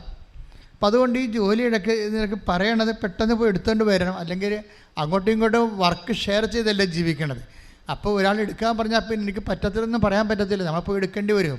വണ്ടി എടുക്കാൻ വേണ്ടി പോകുമ്പോൾ ഇവർക്ക് പേടിയാണ്, ഇതുവരെയൊക്കെ എടുത്തിട്ടുമില്ല. അങ്ങനെ എനിക്ക് പേടിയാണ് അമ്മയെന്ന് പറഞ്ഞ് ഇവർ വണ്ടി ഗാരേജിൽ കയറി വണ്ടി എടുത്തു. വണ്ടി സ്റ്റാർട്ട് ചെയ്തപ്പോൾ ഇവൾ തിരിഞ്ഞു നോക്കുമ്പോൾ അടുത്ത സീറ്റിൽ ആ വെളുപ്പം കാലത്ത് ഈ ചാര നിറത്തിലുള്ള സാരിയും ചുറ്റി അമ്മ ഇവളുടെ കൂടെ ഇരിക്കണം. ഞാൻ നിങ്ങളോടൊരു കാര്യം പറഞ്ഞില്ലേ, നമ്മളൊക്കെ ചിന്തിക്കുന്നതിൻ്റെ അപ്പുറത്താണ് ഇപ്പോൾ ഉടമ്പടി ഇങ്ങനെ സഞ്ചരിച്ചു പോണത്. ഞാനും അമ്മ ആദ്യം ഉടമ്പടി തരുമ്പോൾ ഓർത്തില്ല, എനിക്കിതിനെക്കുറിച്ചൊക്കെ അത്ര ആധികാരികമായിട്ട് അറിയത്തില്ലായിരുന്നു. പക്ഷെ ഉടമ്പടി അനാദികാലം മുതൽ ദൈവത്തിൻ്റെ വാക്കുകൾ പാലിക്കുന്ന, ദൈവം വാഗ്ദാനം പാലിക്കുന്ന ഒരുപക്ഷെ ഒരേ ഒരു ഫോർമാറ്റാണിത്. ദൈവം എന്തൊക്കെ പറഞ്ഞിട്ടുണ്ട് അത് ഉടമ്പടി പാലിക്കും. ദൈവം എന്തൊക്കെയാണ് പറഞ്ഞിരിക്കുന്നത്, പക്ഷെ നമ്മളും അതുപോലെ നിൽക്കണം. ഇപ്പം നമ്മളോട് പറഞ്ഞില്ലേ, ഇപ്പം ഉൽപ്പത്തി 28:15 എന്താ പറയണത്? ഞാൻ നിന്നോട് പറഞ്ഞിട്ടുള്ളതെല്ലാം ഞാൻ പാലിക്കുന്നവരെ നിന്നെ വിട്ട് പിരിയത്തില്ലെന്ന് പറഞ്ഞിട്ടില്ലേ? അതൊക്കെ വാഗ്ദാനമാണ്, ഇട്ടിമുഴക്കമുള്ള വാഗ്ദാനമാണ്. ഒന്ന് പറഞ്ഞ്, ഞാൻ നിന്നോട് പറഞ്ഞിട്ടുള്ളതെല്ലാം നിറവേറ്റുന്നതുവരെ നിന്നെ വിട്ട് പിരിയത്തില്ല. അപ്പോൾ അത് ദൈവത്തിൻ്റെ വാഗ്ദാനമാണ്. അപ്പോൾ ആ വാഗ്ദാനത്തിലാണ് ഈ അഷ്വറൻസിൽ അമ്മ കൂടെ വരണത്. അപ്പോൾ നമുക്ക് അതായത് നമ്മൾ ആദ്യമൊക്കെ ജനങ്ങൾ സഞ്ചാരി മാതാവെന്നൊക്കെ വിളിക്കുമ്പോൾ എനിക്കൊരു ചെറിയ ചമ്മലായിരുന്നു. ഇനി പുതിയ മാതാവിനെ ആൾക്കാർ ഇറക്കിക്കൊണ്ട് വരികയാണ്, ഇതിപ്പോൾ സഭ എങ്ങനെ ഇതിനെ കാണുമെന്നൊക്കെ എനിക്ക് അറിയത്തില്ലായിരുന്നു. അതുകൊണ്ട് ഞാൻ സഞ്ചാരി മാതാവെന്നൊന്നും ആരും പറഞ്ഞില്ല. എല്ലാ മാതാവല്ലേ, പിന്നെ എന്തിനാ പുതിയ പേരിടണം? പക്ഷേ ഈ സാക്ഷ്യങ്ങൾ കേട്ട് വരുമ്പോൾ സഞ്ചാരത്തിനേക്കാൾ അപ്പുറത്താണ് സാന്നിധ്യം നൽകണത്. എവിടെയാണ് നിനക്കൊരാവശ്യമുള്ളത്, അവിടെ എന്ത് വിഷയത്തിനാണ് ആവശ്യമുള്ളത്, അവിടെ നിന്നോട് പറഞ്ഞിട്ടുള്ളതെല്ലാം നിറവേറ്റുമ്പോഴോ I will not let you orphan. മനസ്സിലായില്ലേ? ദൈവം നമ്മോട് പറഞ്ഞിട്ടുള്ളതെല്ലാം നിറവേറ്റും. പക്ഷെ നമ്മളെന്താ ചെയ്യേണ്ടത്? നമ്മൾ ദൈവത്തോട് പറഞ്ഞിട്ടുള്ളതെല്ലാം നിറവേറ്റണം. ഇപ്പം ഇവർക്ക് ഈ റിജയ്ക്കൊരു കുഴപ്പമുണ്ട്. കാര്യം ഞാൻ നിങ്ങളോട് പറഞ്ഞില്ലേ, അവിടെ പ്രശ്നം എന്താ? അവരുടെ പ്രശ്നം അവർക്ക് 10 മണിക്കൂർ ജോലിയാണ്, 12 മണിക്കൂർ ജോലി ചില സമയത്ത് വരും. എന്നിട്ട് പിന്നെ 1 മണിക്കൂർ ഡ്രൈവിംഗ് ഉണ്ട്. ദാറ്റ് മീൻസ് നമ്മളൊക്കെ 8 മണിക്കൂർ ജോലി ചെയ്യണത്. അത് കഴിഞ്ഞിട്ട് ചിലർ OT എടുത്ത് ജോലി ചെയ്യും. ഇത് സ്ഥിരമായിട്ട് 10 മണിക്കൂറാണ് അവരുടെ വർക്കിംഗ് അവേഴ്സ്. അതാണ്. അത് കഴിഞ്ഞിട്ട് ഇവർ വരുമ്പോൾ ടയർഡായി പോകും. ഇവർ പറയണത്, ഞാൻ ആ ഉടമ്പടിയുടെ അരമണിക്കൂർ വചനം വായിക്കത്തില്ല. എന്നിട്ട് ഞാൻ പറയും, ഹസ്ബൻഡ് വായിക്കട്ടെന്ന് പറയും. ഹസ്ബൻഡ് എൻ്റെ ഭർത്താവാണല്ലോ, അപ്പം അദ്ദേഹം വായിക്കുമ്പോൾ അദ്ദേഹത്തെ എൻ്റെ അക്കൗണ്ടിലാക്കുമെന്ന് ഞാൻ. അവർ വളരെ സിൻസിയറായിട്ടാണ് പറയണത്, മാത്തമാറ്റിക്കലായിട്ട് പറയണത്. ഹസ്ബൻഡ് വായിക്കുമ്പോൾ കർത്താവിനോട് ഞാൻ പറയും, ഹസ്ബൻഡ് വായിക്കുന്നുണ്ട്, അത് എൻ്റെ പേരിൽ നിന്ന് ആക്കി എടുത്തേക്കണമെന്ന്. അപ്പോൾ അവർ ഭയങ്കര കമ്മ്യൂണിക്കബിളാണ് ദൈവമായിട്ട്. അതാണ് ഈ വന്നൊക്കെ കൂടെ ഇരിക്കണതേ. ആ വിശ്വസിക്കുമ്പോൾ ഇങ്ങനെ ഒക്കത്തില്ലേ, കിട്ടുക വരുവോ ഇല്ലേ, ശരിയാണോ എന്നൊക്കെ പറഞ്ഞ് സംശയിച്ചല്ല. അവർ പറഞ്ഞത് എന്താണ്? എനിക്ക് 10 മണിക്കൂർ വർക്കുണ്ട്, പിന്നെ എനിക്ക് 1 മണിക്കൂർ ഡ്രൈവ് ഉണ്ട്, അങ്ങോട്ടും ഇങ്ങോട്ടും 2 മണിക്കൂർ ഡ്രൈവിങ്ങിന് പോകും. അപ്പോൾ അത് കഴിയുമ്പോൾ എനിക്ക് വായിക്കാനുള്ള സമയമില്ല. അതുകൊണ്ട് ഹസ്ബൻഡ് വായിക്കുമ്പോൾ അത് നീ എൻ്റെ അക്കൗണ്ടിലാക്കി നീ അത് വരവ് വെക്കണമെന്ന് പറയും. പക്ഷേ അമ്മ പിറ്റേ ദിവസം വരുമ്പോൾ ഒരു ചുരുൾ കൊണ്ടുവന്ന് കാണിക്കും. എന്താണ് ചുരുളെന്ന് പറഞ്ഞാൽ? എന്താണ്? വചനമാണ്. വചനം നമുക്കറിയാം, വചനത്തിന് ചുരുളെന്നല്ലേ പറയണത്. അവളത് പറയുന്നുണ്ട്, ഒരു ചുരുൾ കാണിക്കുക എന്ന് വെച്ച് കഴിഞ്ഞാൽ നീ വായിക്കേണ്ടത്, നീ എന്നോട് പറഞ്ഞത് നീ ചെയ്യാവുന്നല്ലേ പറഞ്ഞത്, അത് നീ തന്നെ ചെയ്യണം. അതാണ് ചുരുൾ കാണിക്കുന്നത്. അപ്പം നമ്മൾ എവിടെയെങ്കിലും മിസ്സായി പോയിട്ടുണ്ടെങ്കിൽ നോക്കണം. അതായത് നിങ്ങൾക്ക് ഉണ്ടാകുന്നൊരു കുഴപ്പം എന്താ അറിയാമോ? നിങ്ങൾക്ക് ഉണ്ടാകുന്നൊരു പ്രശ്നം, നിങ്ങളുടെ ആ വിഷയത്തിലാണ് പ്രാധാന്യം കൊടുക്കുന്നത്, ദൈവത്തോട് പറഞ്ഞ കാര്യത്തിലല്ല. നിങ്ങൾ ദൈവം ചെയ്ത് തരേണ്ട കാര്യത്തിലാണ് നിങ്ങൾ ദൈവത്തിൻ്റെ അത് പ്രാധാന്യം കൊടുക്കുന്നത്, ദൈവത്തിനല്ല. നിങ്ങൾ ദൈവത്തോട് പറഞ്ഞ കാര്യത്തിനല്ല പ്രാധാന്യം കൊടുക്കുന്നത്. ദൈവത്തോട് പറഞ്ഞ കാര്യത്തിൽ നിങ്ങളൊന്ന് പ്രാധാന്യം കൊടുത്ത് നോക്കിക്കേ. അപ്പോൾ ഉടമ്പടി എന്താണെന്ന് നിങ്ങൾ അറിയും. പ്രാർത്ഥിക്കുക, കർത്താവ് ദൈവമേ, ഞാൻ ദൈവത്തിരുസന്നിധിയിൽ ഉടമ്പടി പ്രകാരം അങ്ങയോട് ചെയ്യാമെന്ന് പറഞ്ഞ കാര്യങ്ങള് വർദ്ധിച്ച അഭിഷേകത്തോടെ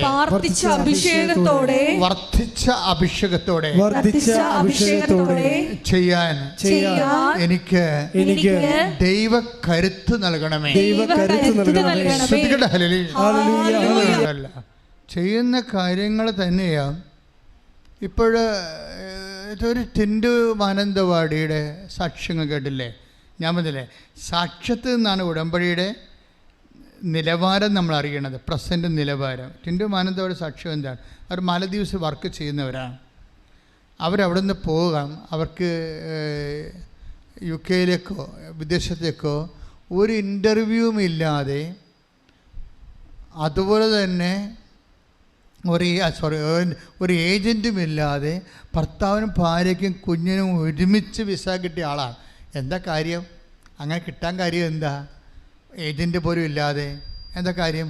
ഇവർ കർത്താവിനോട് പറഞ്ഞ കാര്യങ്ങൾ കർത്താവിനോട് പറഞ്ഞതിനേക്കാൾ കൂടുതൽ ഭംഗിയായിട്ട് ചെയ്ത്. അവരെന്താ പറഞ്ഞത്? അവർ ഒരു കെട്ട് പത്രം വാങ്ങിക്കുന്നതിന് പകരം ഇവർ 2000 പത്രം വാങ്ങിച്ചിരിക്കണം.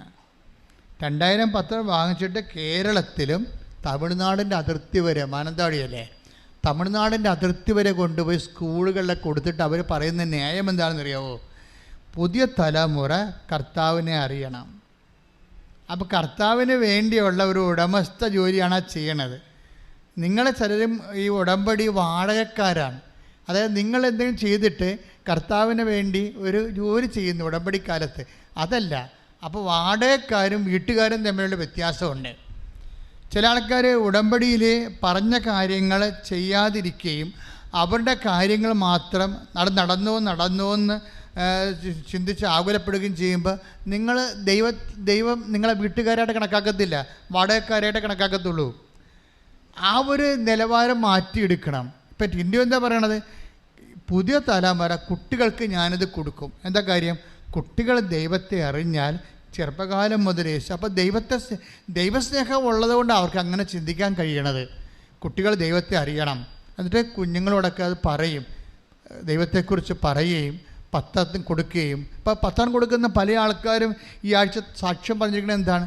അവർ പത്രം കൊടുക്കുമ്പോൾ അവർക്ക് ഭയങ്കര ആശ്വാസമാണ്. എന്താണ്? അവർക്ക് സിമ്പിളായിട്ട് പറയാൻ പറ്റും. കാര്യം ആ മാസത്തെ മുഴുവനും വലിയ സാക്ഷ്യങ്ങളാണ് പത്രത്തിലുള്ളത്.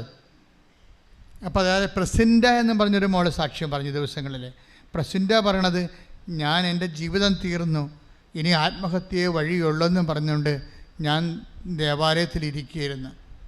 അപ്പോൾ ഒരാൾ കൊണ്ടുവന്ന്, ആളെ ഞാൻ കണ്ടില്ല, എൻ്റെ മടിയിലൊരു കൃപാസനം പത്രം ഇട്ട്.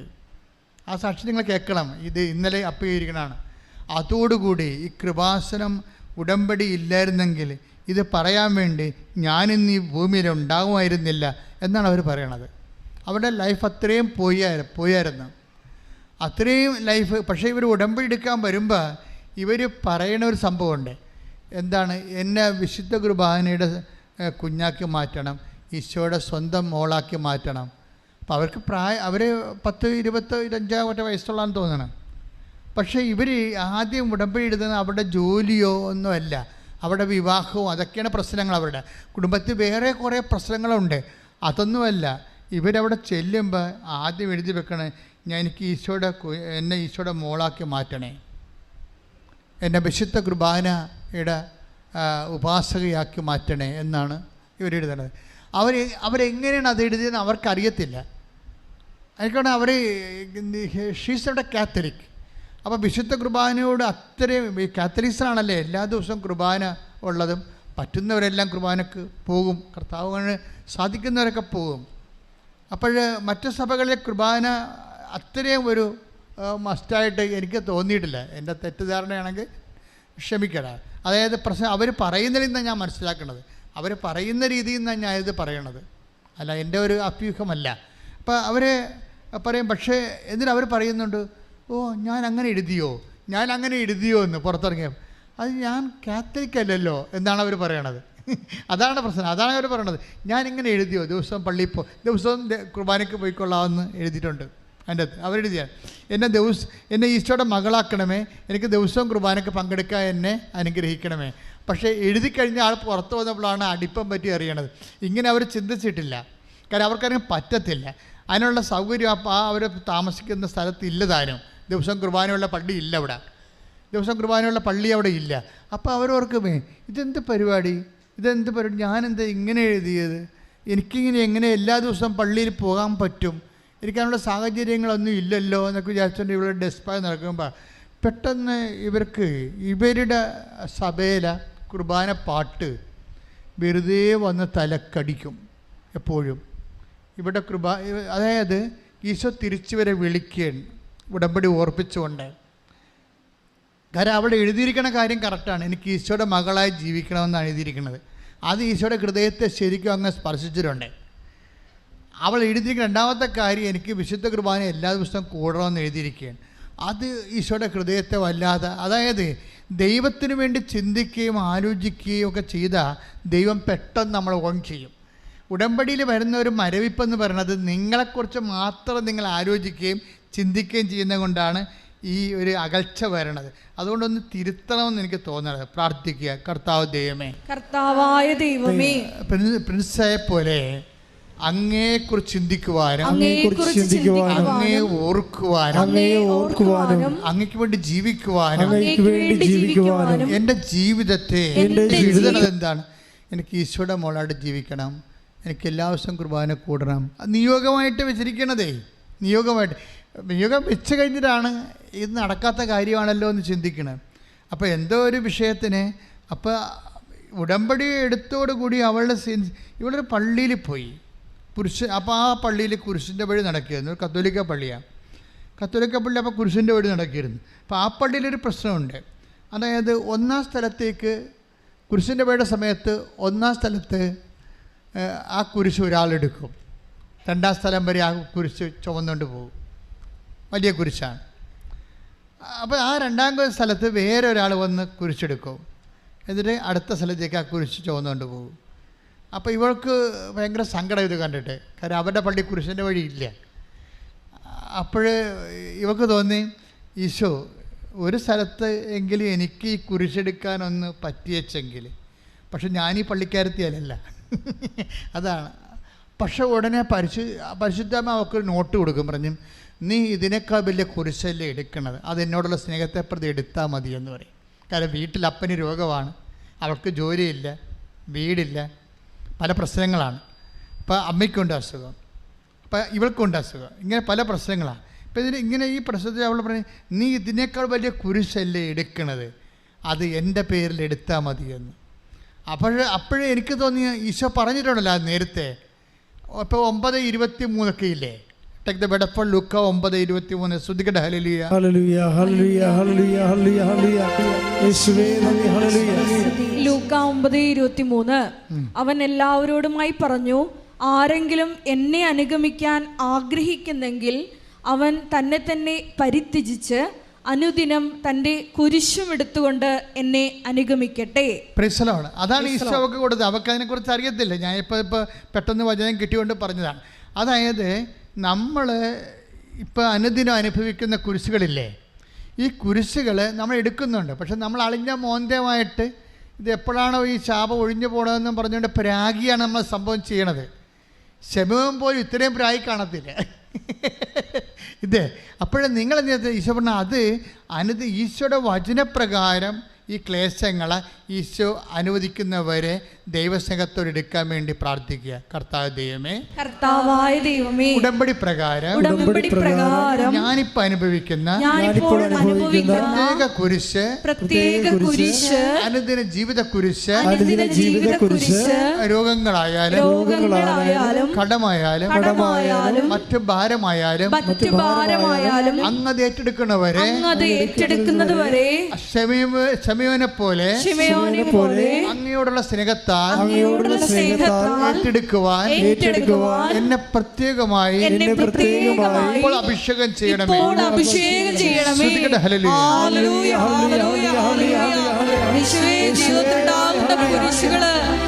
കുരിശോട് ചേർത്ത് വെച്ചുകൊണ്ട് ദൈവസ്നേഹത്തെ പ്രതി ഏറ്റെടുക്കുവാൻ 30 ദിവസത്തിനുള്ളിൽ കൊടുത്ത് തീർത്താൽ മതിയല്ല വിചാരിച്ചുകൊണ്ട് ആർക്ക് കൊടുക്കും, എവിടെ കൊടുക്കും എന്നറിയാം. അതല്ലാതെ അവർ വല്ലതും നമ്മളെ കളിയാക്കുമോ, വല്ലതും നമ്മളെ പറയുമോ വല്ലതും. ഇങ്ങനെ എല്ലാവർക്കും ക്രിസ്തുവിനെ കൈമാറാൻ നാട്ടുകാരെ പേടിയാണ്. ഇതൊരു ഭയങ്കര സങ്കടകരമായൊരവസ്ഥയാണ്. ക്രിസ്തുവിനെ കൈമാറാൻ നാട്ടുകാരെ പേടി. അങ്ങനെ വന്നാൽ എന്ന് നിങ്ങൾ ക്രിസ്തുവിനെ ഉടമ്പടി പ്രകാരം ക്രിസ്തുവിനെ കൈമാറാൻ നിങ്ങൾ സമൂഹത്തെ പേടിക്കാതിരിക്കുന്നു, അതോടുകൂടി നിങ്ങൾ ദൈവസന്തതിയായി മാറും. ദൈവം നിങ്ങളുടെ വിഷയങ്ങളെ ഇങ്ങനെ ഏറ്റെടുക്കാൻ തുടങ്ങും. ക്രിസ്തുവിനെ കൈമാറാൻ കൂട്ടുകാരെയോ നാട്ടുകാരെയോ പേടിക്കാത്ത ഒരു അഭിഷേകം കിട്ടണം. അത് പ്രധാന കാര്യം എന്താ പറഞ്ഞാൽ, ഈ ദിവസങ്ങളിലെ അക്ഷിത അരൂരെന്ന് പറഞ്ഞ സാക്ഷ്യമാണ്. നിങ്ങൾ അക്ഷിതയുടെ സാക്ഷ്യം കേൾക്കണം. ഇപ്പം 50,000 ആൾക്കാർ കണ്ടു. അക്ഷിതയുടെ ഒരു പ്രോബ്ലം, അക്ഷിത ഒരു IIT സ്റ്റുഡൻ്റാണ്, PhD PhD. അപ്പോൾ ഇന്ത്യയിൽ കിട്ടാവുന്ന ഏറ്റവും നല്ല വിദ്യാഭ്യാസമാണ്, ടോപ്പ് വിദ്യാഭ്യാസം. ഇപ്പോൾ ഇവിടുത്തെ ആണെങ്കിൽ ഒരു സ്ഥാപനം നമുക്ക് IIT കോഴിക്കോട്, പിന്നെ മദ്രാസ് IIT, പിന്നെ ഡൽഹി IIT, പിന്നെ അവിടെ തിരുച്ചിറപ്പള്ളിയിലൊക്കെ ഉണ്ട് IIT. അപ്പോൾ ഈ IITയിൽ PhD എടുക്കുന്ന സ്റ്റുഡൻ്റാണ്. അപ്പോൾ അവളുടെ പ്രശ്നം വെച്ച് കഴിഞ്ഞാൽ അവളുടെ കൂട്ടുകാരാണ് അവരുടെ എതിരാളികളായിട്ട് വരണത്. കാര്യം ഈ IITക്കാരെല്ലാം ടെക്നിക്കൽ സയൻസ് സ്റ്റുഡൻസ് അല്ലേ. അപ്പോൾ പ്രാർത്ഥിക്കണെ കണ്ടു കഴിഞ്ഞാൽ ചോദിക്കും, നീ സയൻസ് തന്നെയാണ് പഠിക്കണത്, അതാ ഈ പത്തിപ്രാന്ത് മൂത്ത് നടക്കണമെന്ന് അവർ കൂട്ടുകാർ ചോദിക്കും. നീ സയൻസ് സ്റ്റുഡൻ്റ് ആണല്ലേ. അപ്പോൾ കൂട്ടുകാരോട് ചോദിക്കണേ ഇതാണ്, നീ പത്തിപ്രാന്ത് മൂത്ത് മാതാവിനെ കണ്ടെന്ന്, അപ്പോൾ ഈ വിശേഷവും നീ ഇവിടെ പറയരുതെന്ന് പറയും. അവർ വേണമെങ്കിൽ നമ്മളെ വാട്സപ്പ് ഗ്രൂപ്പിൽ നിന്ന് തന്നെ ഡിലീറ്റ് ചെയ്ത് നമ്മളെ ഇപ്പോൾ അവരുടെ ഗ്രൂപ്പിലേക്ക് അവരുടെ ഈ ഗ്രൂപ്പിലേക്ക് നമ്മൾ വല്ല സാക്ഷ്യമോ അതുപോലെ തന്നെ നമ്മൾ വല്ല ദൈവത്തിൻ്റെ വചനങ്ങൾ ഇട്ട് കൊടുത്താൽ അവർ നമ്മളെ ഗ്രൂപ്പിൽ നിന്ന് കളയും ഉടനെ. പിശാചുക്കൊക്കെ അങ്ങനെ ഒരു പ്രശ്നമുണ്ടല്ലോ, വചനം കേൾക്കുമ്പോൾ അവർ വിരളി പിടിക്കും, അപ്പോൾ തന്നെ നമ്മൾ ഡിലീറ്റ് ചെയ്ത് കളയും. അപ്പോൾ ഇവർക്ക് പേടിയാണ് ഒന്ന് ഇടാൻ വേണ്ടി. അപ്പോൾ അവരെ സ്റ്റോപ്പിടാൻ വേണ്ടി ഇവരിതൊന്നും ദൈവത്തിൻ്റെ കാര്യമൊന്നും അവരോട് പറയാതെ അവസ്ഥ വന്നു. അവരെ സ്റ്റോപ്പിടാൻ വേണ്ടി നിങ്ങൾ ഓർക്കണം, ഉടമ്പടി എടുക്കുമ്പോൾ ആദ്യം വേണ്ടത് ധൈര്യമാണ്. ധൈര്യമില്ലെങ്കിൽ ഉടമ്പടി എടുക്കരുത്, ദൈവത്തെ പേടിച്ചാൽ മതി. അതുപോലെ ഈ ദൈവത്തിന് എതിരെ നിൽക്കുന്ന ആൾക്കാരും പേടിക്കേണ്ട കാര്യമില്ല. അവരുടെ കൂട്ടെന്ന് വെച്ചാൽ നിങ്ങളത് പോവുമെങ്കിൽ അത് അങ്ങോട്ട് പോട്ട, എന്താ പ്രശ്നം ഇരിക്കണേ? നിങ്ങൾ ദൈവത്തെ ഈശോ അത് ഇങ്ങനെയുള്ള തട്ടിപ്പുണ്ടെന്നുള്ളത് കൊണ്ടാണ് ദൈവത്തെ അറിയാവുന്നതാണ് ഈശോ പറഞ്ഞത്, നീ ഇവരെക്കാൾ അധികമായി എന്നെ സ്നേഹിക്കണമെന്ന് ചോദിച്ചില്ലേ. കർത്താവിൻ്റെ ശുശ്രൂഷ ചെയ്യണമെന്നുണ്ടെങ്കിൽ ഇവരെന്ന് പറയുന്ന ആ സ്ഥാനത്തിന് നമ്മൾ അഡ്രസ്സ് ചെയ്യേണ്ടി വരും. ഇവരെക്കാൾ അധികമായി. ഞാൻ പറഞ്ഞത് നിങ്ങൾക്ക് മനസ്സിലാകുന്നുണ്ടോ? ഇതൊരു പ്രസംഗം എടുക്കരുത്. ഇതൊരു നമ്മൾ തമ്മിൽ ഉടമ്പടി മുന്നോട്ട് കൊണ്ടുപോകാൻ പറ്റിയ രീതിയിൽ ഒരു ആത്മീയ കാലാവസ്ഥ ഉണ്ടാക്കാൻ പരിശുദ്ധാത്മാവ് എന്നെ നിങ്ങൾക്ക് വേണ്ടി സഹായമായി ഒരു ഉപകരണമായി എടുക്കുന്നത് കരുതിയാൽ മതി. നിങ്ങൾ ആദ്യം ചെയ്യേണ്ടതെന്ന് വെച്ച് കഴിഞ്ഞാൽ നാളെ പ്രയോജനമില്ലാത്ത പട്ടിക്കാട്ടങ്ങളെ ഇപ്പം തന്നെ ഒഴിവാക്കുക. അല്ലെങ്കിൽ നിങ്ങൾ ബോൾഡായിട്ട് അവരോട് ഈശോയെക്കുറിച്ച് പറയണം. ധൈര്യമെന്ന് പറഞ്ഞാൽ ഉടമ്പടി നമുക്ക് തരേണ്ടത് ധൈര്യമാണ്. നിങ്ങൾ ധൈര്യം കാണിക്കുമെന്ന് പറഞ്ഞാൽ മാത്രമേ പരിശുദ്ധാത്മാവ് നിങ്ങളെ വിളിച്ചു എന്ന് പറഞ്ഞിട്ട് കാര്യമില്ല. നിങ്ങൾ ഉടമ്പടി എടുക്കാൻ വേണ്ടി നിങ്ങളെ വിളിച്ചു എന്ന് പറഞ്ഞിട്ട് കാര്യമില്ല. എബ്രാഹത്തിനെയും വിളിച്ചതാണ്, ലോത്തിനെയും വിളിച്ചതാണ് വാഗ്ദാന ഭൂമിയിലേക്ക്, ശരിയല്ലേ? എബ്രാഹത്തിനെയും വിളിച്ചതാണ്, എബ്രാഹത്തിനെ കൂടെ ആരെയും വിളിച്ചതാണ്? ലോത്തിനെയും വിളിച്ചതാണ്. എന്നിട്ട് എബ്രാഹത്തിൻ്റെ ഗതി എന്ത്, ലോത്തിൻ്റെ ഗതിയുണ്ട്. അവിടെയാണ് പ്രശ്നം. ഉടമ്പടി എടുത്തവർ നിങ്ങൾ ചിലപ്പോൾ അയൽവാസികളായിട്ട് വന്ന് ഉടമ്പടി എടുത്ത് കാണും. ഇതിപ്പോൾ നിങ്ങളുടെ കോളേജിൽ നിങ്ങളുടെ കൂടെ കാറ്റോ മാറ്റോ ഒക്കെ പഠിക്കുന്ന കുട്ടികളുമായിട്ടൊന്ന് ഉടമ്പടി എടുത്ത് കാണും. പക്ഷേ അവരുടെ ഗതി എന്ത്, നിങ്ങളുടെ ഗതി എന്ന് വെച്ച് കഴിഞ്ഞാൽ ഉടമ്പടിയുടെ ആരാണ് വിശ്വസ്തത കാണിക്കണത്, അതാണ് അതിൻ്റെ വിഷയം. ഇപ്പോൾ നിങ്ങൾ വേർപെട്ട് ഉടമ്പടി എടുക്കുന്നവർക്ക് ഒരു വേർപാടുണ്ട്. ഉടമ്പടി തന്നെ ദൈവമായിട്ടല്ലേ നമ്മൾ ഉടമ്പടി എടുത്തിരിക്കണത്. അപ്പോൾ ഓട്ടോമാറ്റിക്കായിട്ടൊരു വേർപാട് വരും. ശ്രദ്ധിക്കട്ടെ. ഹല്ലേലൂയ, ഹല്ലേലൂയ, ഹല്ലേലൂയ, ഹല്ലേലൂയ, ഹല്ലേലൂയ. യേശുവേ, അനുദിനം വിശുദ്ധതയോടുകൂടി ദൈവസ്നേഹത്തോടെ മുന്നേറുവാൻ ഈ ആരാധനയിലൂടെ ഞങ്ങളെ പ്രത്യേകമായി അഭിഷേകം ചെയ്യണമേ. ഹല്ലേലൂയ. ഉൽപ്പത്തി പുസ്തകം 13, 14, 15 എടുത്ത് സ്തുതിക്കട്ടെ. ഹല്ലേലൂയ. അബ്രാം ലോത്തിൽ നിന്ന് വേർപെട്ടതിന് ശേഷം കർത്താവ് അബ്രാമിനോട് പറഞ്ഞു, നീ തലയുയർത്തി കിഴക്കോട്ടും പടിഞ്ഞാറോട്ടും തെക്കോട്ടും വടക്കോട്ടും നോക്കുക. നീ കാണുന്ന പ്രദേശമെല്ലാം നിനക്കും നിന്റെ സന്താന പരമ്പരകൾക്കും എന്നേക്കുമായി ഞാൻ തരും. ഭൂമിയിലെ പൂഴി പോലെ നിന്റെ സന്തതികളെ ഞാൻ വർദ്ധിപ്പിക്കും. പൂഴി ആർക്കെങ്കിലും എണ്ണിത്തീർക്കാമെങ്കിൽ നിന്റെ സന്തതികളെയും എണ്ണാനാവും. എഴുന്നേറ്റ് ഈ ഭൂമിക്ക് നെടുകയും കുറുകയും നടക്കുക, അത് നിനക്ക് ഞാൻ തരും. ഉൽപ്പത്തി 13:12 അബ്രാം കാനാൻ ദേശത്ത് താമസമാക്കി. ദൈവം അവന് വാഗ്ദാനം ചെയ്ത ഉടമ്പടി വാഗ്ദാനങ്ങളില്ലേ ഇല്ലേ? നിങ്ങൾക്ക് സ്വസ്ഥവും സമാധാനവുമായിട്ട് ഐശ്വര്യപൂർണ്ണമായി ജീവിക്കാൻ പറ്റിയ കാനാൻ ദേശത്തേക്ക് ദൈവം നിങ്ങളെ കൊണ്ടുപോവുകയാണ്. പക്ഷേ എന്താ പ്രശ്നം? എബ്രാഹത്തിനെയും വിളിച്ചിട്ടുണ്ട്, ലോത്തിനെയും വിളിച്ചിട്ടുണ്ട്. നിങ്ങൾ അയൽവാസികളായിട്ടും കൂട്ടുകാരുമായിട്ടും ഹോസ്റ്റലായിട്ടുള്ള ഫെല്ലോസായിട്ടും നിങ്ങൾ വന്ന് ഉടമ്പടി എടുത്തിരിക്കുകയാണ്. പക്ഷെ രണ്ടുപേരുടെയും ഭാവി രണ്ട് തരത്തിലാണ്. രണ്ടുപേരുടെയും ഭാവി ഉടമ്പടി എടുത്തുകൊണ്ടല്ല സംഭവം. ഉടമ്പടി നിങ്ങളെടുത്ത നിലപാടാണ് പ്രശ്നം. അതാണ് ഉൽപ്പത്തി 13:12 വായിച്ച്. ഉൽപ്പത്തി 13:12 അബ്രാം കാനാൻ ദേശത്ത് താമസമാക്കി. പറഞ്ഞേ, അബ്രാഹാം കാനാൻ ദേശത്ത് താമസമാക്കി. ലോത്ത് സമതലത്തിലെ നഗരങ്ങളിലും വസിച്ചു. നഗരങ്ങളിലും വസിച്ചു. അടുത്ത വചനം, അവൻ സോദോമിനടുത്ത് കൂടാരമടിച്ചു. പണിപാളി. ഇനി സോദോമിനെ കുറിച്ച്, അതായത് ഈ രണ്ട് കക്ഷികളെയും ഉടമ്പടി എടുത്ത ആൾക്കാരാണ് എബ്രാഹും ലോത്തും അല്ലേ? എന്നിട്ട് എന്താ ശ്രമിക്കേണ്ടത്? ആ ഉടമ്പടിയുടെ ജീവിതമാണ് എബ്രാഹാം നയിക്കുന്നത്. പക്ഷേ ലോത്ത് എന്ത് പേര്? ലോത്ത് നിരീശ്വരവാദികളും തോന്നിവാസികളും സ്വവർഗഭോഗികളുമായിട്ട് ലൂസ്ഡായിട്ടുള്ള ടോക്സ് ഉള്ളവർ, ചുമ്മാ ചളവ് വർത്താനമൊക്കെ പറയത്തില്ലേ, ഇങ്ങനെയുള്ളവരുമായിട്ടുള്ള കമ്പനികൾ തുടർന്നുകൊണ്ടിരുന്നു ലോത്ത്. അതുകൊണ്ട് ബൈബിൾ കൃത്യമായിട്ട് പറയുന്നുണ്ട് ആ പിഴച്ചവൻ ചെയ്തത് എന്താണെന്ന് പറയുന്നുണ്ട്. എന്താ പറയണത്? അതായത് അവൻ സോദോമിനടുത്ത് കൂടാരമടിച്ചു. ഇനി സോദോമിനെ കുറിച്ച് പറഞ്ഞേ. സോദോമിലെ ആളുകൾ ദുഷ്ടന്മാരും കർത്താവിന്റെ മുൻപിൽ മഹാപാപികളുമായിരുന്നു. അതാ പ്രശ്നത്തെ. അതായത് കർത്താവിന്റെ മുമ്പിൽ വിലയില്ലാത്തവന്മാരുമായിട്ട് ഉള്ള ബന്ധങ്ങൾ നമ്മൾ ഈ ഉടമ്പടിയോടുകൂടി ഗുഡ് ബൈ പറയണം. മനസ്സിലായോ? അത് എപ്പോഴും വളരെ സീരിയസ് വിഷയമാണ്. അവരൊരിക്കലും ദൈവത്തിൻ്റെ ജോലി ചെയ്യാൻ അനുവദിക്കത്തില്ല. അക്ഷിതയുടെ വിഷയമാണ് ഞാൻ പറയുന്നത്. അക്ഷിത PhD അതുപോലെ തന്നെ IIT സ്റ്റുഡൻ്റാണ്. പക്ഷേ അവൾ വന്ന് ഉടമ്പടി എടുത്തു. ഉടമ്പടി എടുക്കാനുള്ള കാരണം വെച്ച് കഴിഞ്ഞാൽ കുറേ കാരണങ്ങളുണ്ട്. ഉടമ്പടി എടുത്തതിന് ഇപ്പം എടുക്കാനുള്ള കാരണങ്ങൾ അവരുടെ വീട്ടിൽ ഇപ്പം എല്ലാവർക്കും അവളുടെ കൂട്ടുകാരെല്ലാം ജോലി കിട്ടിപ്പോവും. ഇവിടെ ഒറ്റപ്പെട്ട അവൾക്ക് ഈ MBAയുടെ ഇത് കിട്ടണില്ല, നെറ്റ് കിട്ടണില്ല. അപ്പോൾ അവൾ അമ്മയോട് പറയും, ഞാൻ ഇനി നാട്ടിലോട്ട് വരണില്ല, മദ്രാസിൽ തന്നെ നിൽക്കാമെന്ന് വിചാരിക്കുന്നു. ഇനിയും കിട്ടിയില്ലെങ്കിൽ ഞാൻ ഈ പ്രൊഫഷൻ തന്നെ വിട്ടുകളയാം. അപ്പോൾ ലൈഫ് വളരെ മോശമായ ഒരു കണ്ടീഷനിലേക്ക് പോകുന്നു, ഒരു ഡെഡ് എൻഡിലേക്ക് പോവുകയാണ്. ലൈഫ് ഡെഡ് എൻഡായിട്ടുള്ള ആൾക്കാരാണ് ഉടമ്പടി എടുക്കുന്നത്. ശരിക്കും ഇനി മുന്നോട്ട് വഴിയില്ല, പുതിയ വഴി കാണുന്നുമില്ല, കൂടെ ഉള്ളവരെല്ലാവരും പോയി. നിങ്ങളെപ്പോഴും വിചാരിക്കണം, ആ അക്ഷിത പറഞ്ഞത് ശരിയാണ്, കൂടെ ഉള്ളവർ ആരാണ്, എന്ത് തേൻകട്ടയാണെന്ന് പറഞ്ഞാലും എപ്പോഴാലും പോകും മക്കളെ. അതുകൊണ്ട് ദൈവത്തിനത് അറിയാം.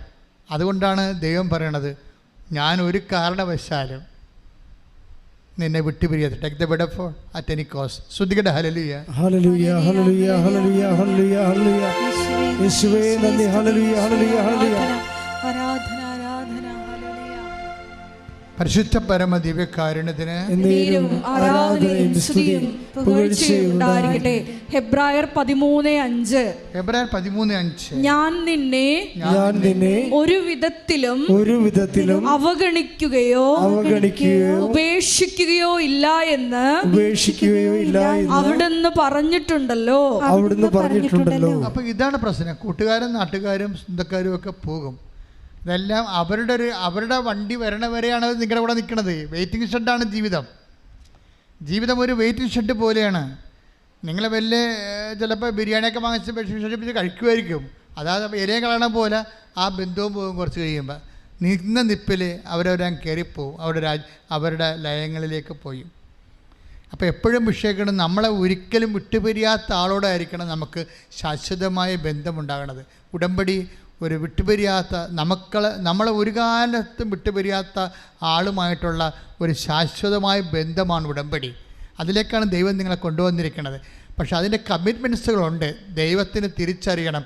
നിൻ്റെ കൂട്ടുകാരെക്കാളും വീട്ടുകാരെക്കാളും നാട്ടുകാരെക്കാളും നിങ്ങളുടെ എല്ലാം ദൈവത്തെ നീ സ്നേഹിക്കുന്നുവെന്ന് അറിയണം.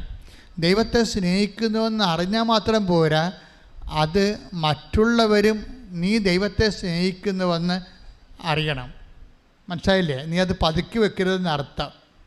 പല ആൾക്കാർ ഉടമ്പടി എടുത്തിട്ടുണ്ട്, പക്ഷെ അതൊരു പ്രൈവറ്റ് അഫെയറായിട്ട് വെച്ചിരിക്കുകയാണ്.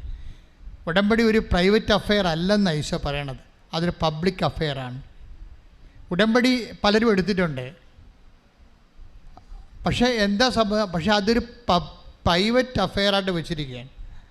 പ്രൈവറ്റ് വെച്ച് കഴിഞ്ഞാൽ അത് നിങ്ങൾ ഉടമ്പടി എടുത്ത കാര്യം നിങ്ങളുടെ വീട്ടുകാർക്ക് പോലും അറിയാൻ പാടില്ല. ദാറ്റ് മീൻസ് നിങ്ങൾ പക്ക ബ്ലാക്ക് ഫ്രോഡെന്ന് പറയും. ബ്ലാക്ക് ഫ്രോഡ്, കറുത്ത ഒരു കാപട്യ മുഖമുള്ള ആളാണ്. കാര്യം നിങ്ങൾ ഉടമ്പടി എടുത്ത കാര്യം നിങ്ങളുടെ വീട്ടുകാർക്ക് പോലും അറിയാൻ പാടില്ല. ആ ഉടമ്പടി ഒരു കാലത്തും മുളക്കത്തില്ല. ഇനി മുളച്ചാൽ ദൈവം നിന്നെ പരീക്ഷിക്കുകയാണ്.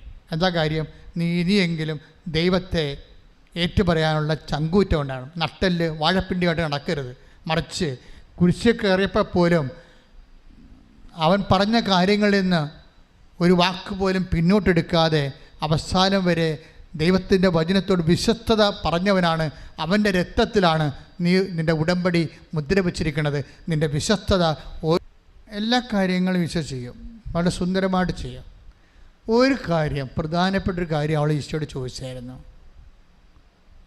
അപ്പോൾ സാക്ഷ്യത്തോടെ പറയുന്നുണ്ട്, ഞാനതൊക്കെ നിങ്ങളോട് പറയുന്നില്ല, നിങ്ങൾ ആ സാക്ഷ്യം ഒന്ന് കേൾക്കുന്നത് നല്ലതായിരിക്കും. ആ ഒരു കാര്യം ചോദിച്ചപ്പോൾ അതിന് വലിയൊരു കർട്ടം വന്ന് വീണ പോലെ കർട്ടം വന്ന് വീണ്. അത് നടക്കത്തില്ല. പക്ഷേ ഒരു ദിവസം അർഷിത എന്നെ കാണാൻ വന്നു. ഇവിടെ വെച്ചാൽ ഡൽഹി വെച്ച് ഞാൻ ഡൽഹി ധ്യാനിപ്പിക്കാൻ പോയപ്പോൾ ഒരു ബ്ലെസ്സിങ് അവിടെ നമുക്ക് ആര് വരുന്നത് ആര് പോകണമെന്ന് ആരെയും അറിയത്തില്ല. ഭയങ്കര ജനക്കൂട്ടമായിരുന്നു. അപ്പം പറ്റുന്നവരൊക്കെ ഞാൻ ബ്ലെസ് ചെയ്ത് വിട്ട്. പക്ഷേ ആ ഒറ്റ ബ്ലെസ്സിങ്ങോട് കൂടി അവർ രക്ഷപ്പെട്ട്. അപ്പോഴൊക്കെ മനസ്സിലായി അത്രയും നാൾ നടക്കാതിരുന്ന വലിയ കാര്യം ഒരിക്കലും നടക്കത്തില്ലെന്ന് വിചാരിച്ച കാര്യം അവർക്ക് നടന്ന് കിട്ടി. അതോടുകൂടി അവർക്ക് മനസ്സിലായി ദൈവമാണിത് ചെയ്യണമെന്ന്. അതോടുകൂടി അവർ വിശ്വാസം അവർ വർക്ക് ചെയ്യുന്ന ക്യാമ്പിൽ തന്നെ അവർ പണ്ടിങ്ങനെ മറച്ചു വെക്കുകയുള്ളൂ. ലാപ്ടോപ്പിൽ കൃപാസന മാതാവിൻ്റെ കാശിലും തന്നെ ഒട്ടിച്ചിട്ട് അത് കൂട്ടുകാർ കാണാതെ ഇരിക്കാൻ വേണ്ടി മറച്ചു വെക്കും. ഇവരിത് നടന്നു കഴിഞ്ഞപ്പോൾ അവർ ചെയ്തത് എന്താണ്? അവർ കൃപാസന മാതാവിൻ്റെ പടം എടുത്ത് അവരുടെ ക്യാബിൽ വെച്ച് പരസ്യമായിട്ട് ഞാൻ മാതാവിൽ വിശ്വസിക്കുന്നു. ഓർക്കണം, ഷീസ് നോട്ട് എ ക്രിസ്ത്യൻ. അവർ ക്രിസ്ത്യൻ അല്ല. അതുകൊണ്ടാണ് അത് മറച്ചു വെച്ചത്. പക്ഷേ നിങ്ങളുടെ അവസ്ഥ എന്താണ്? നിങ്ങൾ ക്രിസ്ത്യനാണ്, എന്നിട്ട് നിങ്ങൾ മറക്കുന്നു. ദാറ്റ് മീൻസ് നിങ്ങളുടെ അവസ്ഥ എന്തായിരിക്കും? ഇന്ന് തന്നെ മാനസാന്തരപ്പെടണം. കർത്താവിനെ നിങ്ങൾ ദൈവത്തിന് വേണ്ടി ജീവിക്കുന്നുവെന്നുള്ളത് ആദ്യം ദൈവവും പിന്നെ നീ എവിടെയെല്ലാം ഇടപെടുന്നു ആ സമൂഹമെല്ലാം അറിയിക്കാനുള്ള ധൈര്യത്തിനായി അഭിഷേകത്തിനായി നീ സ്തുതിക്കട്ടെ. ഹല്ലേലൂയ. വേർപാടിനെ കുറിച്ച് സംസാരിക്കും. ഉടമ്പടിയും വേർപാടും. ഉടമ്പടി ജീവിക്കണമെങ്കിൽ ഉടമ്പടിക്കിടെ ശത്രുക്കളിൽ നിന്ന് നമ്മൾ വേർപെടേണ്ടി വരും. ഉടമ്പടി ജീവിക്കണമെങ്കിൽ നിങ്ങൾക്ക് പഴയ പാപത്തിൻ്റെ കൂട്ടുകെട്ടുകളിലേക്ക് ചിലപ്പോൾ കുപ്പിക്കൂട്ടങ്ങളായിരിക്കാം, കുപ്പി വെച്ച് ആഘോഷിക്കുന്ന കൂട്ടങ്ങളായിരിക്കാം, അല്ലെങ്കിൽ നിങ്ങൾ തന്നെ വല്ല സെക്സ് സിനിമയൊക്കെ ഒരുമിച്ചിരുന്ന് കാണുന്ന അത്രയും അലപലാദികളായിട്ടുള്ള കൂട്ടുകാരല്ലേ? എപ്പോഴും സെക്സ് മാത്രം സംസാരിക്കുന്ന ആൾക്കാരില്ലേ? അപ്പം അവർ ചിലപ്പോൾ ദ്വയാർത്ഥം പറയുന്നവരുണ്ടാകും. ചിലപ്പോൾ ദൈവത്തിനെതിരെ വാവിളിച്ച ദൈവത്തിനെതിരെ സംസാരിക്കുന്നവരുണ്ടാകും. ഇവരുമായിട്ട് പതുക്കെ നമ്മൾ മാറണം. വേർപാടാണ് ഉടമ്പടി. തമ്മിലൊരുമിച്ച് പോകത്തില്ല. ആ ഒരുമിച്ച് പോകാത്ത കൊണ്ട് തന്നെ ഇപ്പം നിങ്ങൾക്ക് ഒരു പ്രൊഫസറിന് ഇഷ്ടമാണ്, ഭയങ്കര ഇഷ്ടമാണ് നിങ്ങളെ പഠിപ്പിക്കുന്നത്. കാര്യം നിങ്ങളുടെ സബ്ജക്റ്റ് ഇഷ്ടമാണ്, അയാളുടെ സബ്ജക്റ്റ് നിങ്ങൾ പഠിക്കുകയും ചെയ്യുന്നുണ്ട്. പക്ഷേ അയാൾ വാവിളിച്ച അയാളുടെ കേമത്വം കാണിക്കാൻ വേണ്ടി അയാൾ ദൈവത്തിനെതിരെ സംസാരിക്കും. അയാളെ കാണ്ടാമൃഗമായിട്ട് നിങ്ങൾ ഇന്ന് തന്നെ നിങ്ങൾ കൂട്ടിപ്പിരിയണം. അല്ലെങ്കിൽ ദൈവത്തിനറിയാം ദൈവത്തിനേക്കാൾ പ്രാധാന്യം നിങ്ങൾ ദൈവത്തിനെതിരായുള്ള വ്യക്തികൾക്ക് കൊടുക്കുന്നുവെന്ന് ആത്മശോധന ചെയ്യേണ്ടതാണ്. എന്നാൽ ഇന്ന് മുതൽ നിങ്ങളുടെ ഉടമ്പടി ബ്ലൂം ആകാൻ തുടങ്ങും. ശ്രദ്ധിക്കട്ടെ. ഹല്ലേലൂയ, ഹല്ലേലൂയ, ഹല്ലേലൂയ, ഹല്ലേലൂയ, യേശുവേ ആരാധന, ഹല്ലേലൂയ, ഹല്ലേലൂയ, ഹല്ലേലൂയ, ഹല്ലേലൂയ, ഹല്ലേലൂയ. പരിശുദ്ധ പരമ ദിവ്യകാരുണ്യത്തിന് നേരവും ആരാധനയും സ്തുതിയും പുകഴ്ചയും ഉണ്ടായിരിക്കട്ടെ. എപ്പോഴും തിരിച്ചു പോകണം എന്നുള്ള ഒരു മനസ്സ് നമുക്കുണ്ടാവും. നമ്മൾ ഉടമ്പടി പ്രകാരം നമ്മൾ വിട്ടുപോകുന്ന കൂട്ടായ്മകളിലേക്കും സന്തോഷങ്ങളിലേക്കും തിരിച്ചു പോകണമെന്ന് നമുക്ക് ഉടമ്പടി കഴിയുമ്പോൾ തിരിച്ചു പോകാം എന്നാണ് നിങ്ങൾ ചിന്തിക്കണത്. അങ്ങനെയാണ്. ഈ ഉടമ്പടി കാലം കഴിയട്ടെ, ഉടമ്പടി കഴിയുമ്പോൾ വീണ്ടും പഴയ ബന്ധങ്ങളിലേക്കൊക്കെ പോകാം. എടാ എനിക്കിത്തിക്കൂടി സമയം എന്താ, എനിക്കിന്ന കാര്യം നടക്കാനുണ്ട്, ഞാൻ ഉടമ്പടി എടുത്തിട്ടുണ്ട്, ആ ടൈം കഴിയുമ്പോൾ ഞാൻ തിരിച്ചു വരും. എൻ്റെ മക്കളെ, നിങ്ങൾ തിരിച്ചെങ്ങോട്ടാണ് പോണത്? നിങ്ങൾ ദൈവത്തിൻ്റെ അടുത്തേക്കാണ് പോണത്, പിശാചിൻ്റെ അടുത്തേക്കാണ് പോണത്? ലോത്തിൻ്റെ ഭാര്യയെക്കുറിച്ച് എന്താ പറയണത്? അവൾ തിരിച്ചു പോകണമെന്ന് ആഗ്രഹിച്ച ആളാണ്. സോദോമിൽ നിന്ന് പോരാൻ ഉദ്ദേശിച്ച ആളല്ല അവർ സോദോമിലേക്ക് തിരിച്ചു പോകണമെന്ന് ആഗ്രഹിച്ച് നോക്കുകയാണ്. അതായത് പുറകിലിങ്ങനെ തീങ്കെന്തൊക്കെ മഴ പെയ്തുകൊണ്ടിരിക്കുകയല്ലേ. മഴ ശമിച്ചെങ്കിൽ തിരിച്ചു പോരാം, ലോത്തിനെ തോണ്ടി വീണ്ടും അവിടേക്ക് പോകാം. അവരാരാണെന്ന് നമുക്ക് ഇപ്പോഴും അറിയത്തില്ല. കാര്യം ലോത്തിൻ്റെ ഭാര്യ ഇപ്പോഴും ഉപ്പുതൂണ് പോലെ നിൽക്കണം എന്നൊക്കെ നമ്മൾ അവിടെ ചെല്ലുമ്പോൾ ടൂറിസംകാരൊക്കെ നമ്മൾ ഇസ്രായേലിൽ വിവരിക്കും. പക്ഷേ ലോത്തിൻ്റെ ഭാര്യ ഒരു ശാശ്വതമായ മനുഷ്യനും ദൈവത്തിൽ നിന്നുള്ള തിരിച്ചുപോക്ക് ആഗ്രഹിക്കുന്ന മനുഷ്യപ്രകൃതിയുടെ പ്രതീകമാണ്. Take the word of God, എബ്രായർ 19:26. ശ്രദ്ധിക്കട്ടെ. ഹല്ലേലൂയ, 19:26. ലോത്തിന്റെ ഭാര്യ അവന്റെ പിറകെ വരികയായിരുന്നു. ലോത്തിന്റെ ഭാര്യ അവന്റെ പിറകെ വരികയായിരുന്നു. അവൾ പിന്തിരിഞ്ഞ് നോക്കിയത് കൊണ്ട് പണ്ടാരം പിന്തിരിഞ്ഞ് നോക്കി, കണ്ടില്ലേ, ഒരു പുതുവണായി തീർന്നു. പിന്നെ അവളെ കൊണ്ട് ദൈവത്തിന് പ്രയോജനമില്ലെന്ന് അർത്ഥം. മനസ്സിലായല്ലേ? അതായത് ഈ സാധനം വീണ്ടും തിരിച്ചു പോകണമെന്ന് വെച്ചപ്പോൾ ഇവിടുത്തെ യാത്ര അവസാനിച്ചു. ഈ സാധനം തിരിച്ചു പോകണം. മഴ ഒതുങ്ങിയ തീങ്കന്തകവുമായിട്ടുള്ള മഴ ഒതുങ്ങിയോ? എന്നാൽ പിന്നെ ലോത്തിനെയും വിളിച്ചുകൊണ്ട് തിരിച്ചു പോന്നാൽ എന്താണെന്ന് തിരിഞ്ഞവൾ നോക്കിയതേ ഉള്ളൂ. ഈ സാധനത്തിനെ കൊണ്ട് ആവശ്യമില്ല. നിങ്ങൾ ഉടമ്പടി കഴിയുമ്പോൾ പഴയ പാപജീവിതത്തിലേക്ക് തിരിച്ചു പോകാമെന്ന് വിചാരിച്ചാൽ ദൈവത്തിന് 30 കൊണ്ട് വില നിങ്ങൾക്കുണ്ടാകത്തുള്ളൂ. പിന്നെ ഈ യാത്ര ഇവിടെ അവസാനിക്കുകയാണ്. പ്രാർത്ഥിക്കുക, കർത്താവ് ദൈവമേ, ഞാൻ മനസ്സിൽ ചിന്തിച്ചതെല്ലാം ഇപ്പൊ എന്നോട് ശാസനാപൂർവം നീ എന്നോട് ഇപ്പോൾ സംസാരിക്കുന്നവർക്ക് ഞാൻ നന്ദി പറയുന്നു. കർത്താവേ, ഉടമ്പടി പ്രകാരം എന്നേക്കുമായി ഉപേക്ഷിച്ച പാപബന്ധങ്ങളെ തിരിച്ചു പോകാതിരിക്കാൻ കർത്താവേ എന്നെ പ്രത്യേകമായി അഭിഷേകം ചെയ്യണമേ.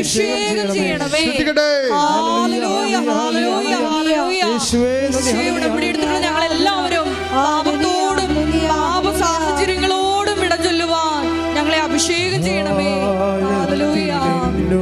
സുഖങ്ങളിലേക്ക് തിരിച്ചു പോരാൻ, രഹസ്യമായ സുഖങ്ങളിലേക്ക് തിരിച്ചു പോകാൻ അവസരമുണ്ടായിരുന്നിട്ടും തിരിച്ചു പോകാത്തവരാണ് യഥാർത്ഥ ഉടമ്പടിക്കാരെന്ന് പറയണത്. ഹെബ്രായർ 11:15 വായിക്കുക. ശ്രദ്ധിക്കട്ടെ. ഹല്ലേലൂയ, ഹല്ലേലൂയ, ഹല്ലേലൂയ,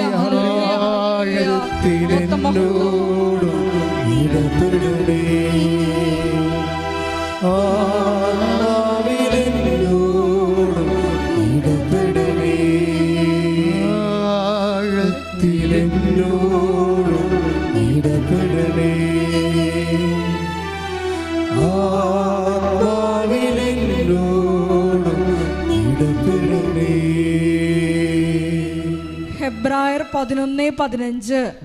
തങ്ങൾ വിട്ടുപോകുന്ന സ്ഥലത്തെക്കുറിച്ചാണ് അവർ ചിന്തിച്ചിരുന്നതെങ്കിൽ ലോത്തിന്റെ ഭാര്യയെ പോലെ അവിടേക്ക് തന്നെ മടങ്ങിച്ചെല്ലാൻ അവസരം ഉണ്ടാകുമായിരുന്നു. അതാണ് സംഭവം. ഒന്നുകൂടി വായിച്ചേ.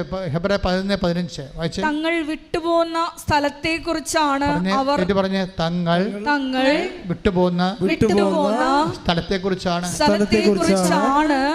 അവർ ചിന്തിച്ചിരുന്നതെങ്കിൽ അവിടേക്ക് തന്നെ മടങ്ങിച്ചെല്ലാൻ അവസരമുണ്ടാകുമായിരുന്നു.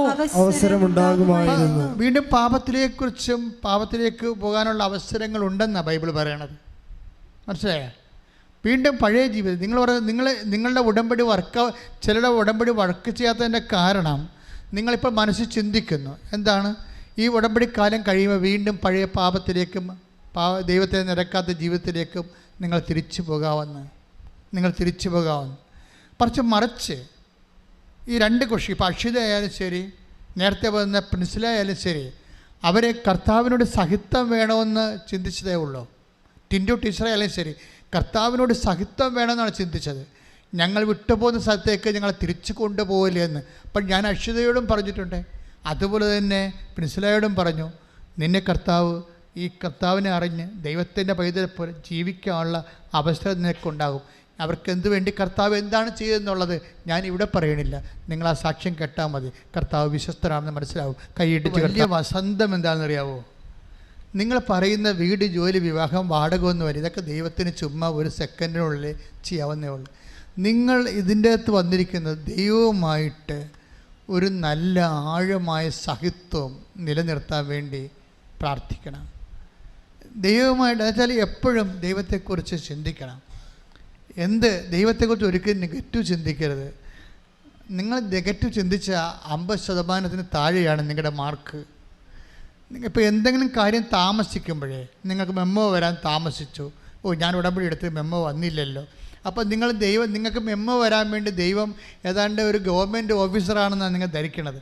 നിങ്ങളുടെ ദൈവം ഗവൺമെൻറ് ഓഫീസറോ പോലീസ് ഓഫീസറോ ആണ്. കുട്ടി ദൈവങ്ങളാണെങ്കിൽ നിൻ്റെ കാര്യം പോക്ക.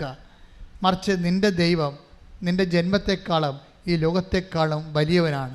അങ്ങനെ നീ ചിന്തിച്ച് ദൈവത്തെ കൈവിട്ടാൽ, എനിക്ക് എല്ലാം നഷ്ടപ്പെട്ടാലും എൻ്റെ ദൈവത്തെ കൈവിട്ടാൽ അത് എനിക്ക് ചിന്തിക്കാൻ പറ്റത്തില്ല എന്ന് വെച്ച് കഴിഞ്ഞാൽ എല്ലാത്തിനേക്കാളും വലുത്. ഇപ്പോൾ ഇന്നലെ ഞാൻ രാവിലെ വെളുപ്പിന് 5:30 എഴുന്നേറ്റ് വരുമ്പോൾ എൻ്റെ ജനമേ, എൻ്റെ മനസ്സിൽ കർത്താവിൻ്റെ ഒരു വചനം വന്ന്, എൻ്റെ ജനമേ, കല്ലറ തുറന്ന് ഞാൻ നിന്നെ ഉയർത്തിയപ്പോൾ,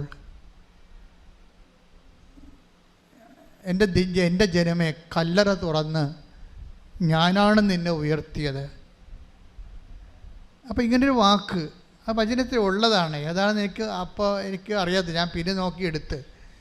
അതായത് രാവിലെ എഴുന്നേറ്റ് വരികയാണ്. എഴുന്നേറ്റ് വരുമ്പോൾ തന്നെ വചനമാണ് നമ്മളെ തോണ്ടി വിളിക്കണത്. എന്താ വിളിക്കണത്? എൻ്റെ ജനമേ, കല്ലറ തുറന്ന് ഞാൻ നിന്നെ ഉയർത്തി. അപ്പോൾ ഞാനാണ് നിൻ്റെ ദൈവം. അതാണ് വിഷയം. ഉടമ്പടിയുടെ ഒരു വിഷയം അതാണ്. അതായത് ഉടമ്പടിയിൽ ദൈവം ഉദ്ദേശിക്കണത് എന്താണെന്ന് ചോദിച്ചാൽ ഇപ്പം നിങ്ങൾക്ക് മനസ്സിലാവും. എസെക്കിയേൽ 37:13 ശ്രുതിക്കട്ടെ. ഹല്ലേലൂയ.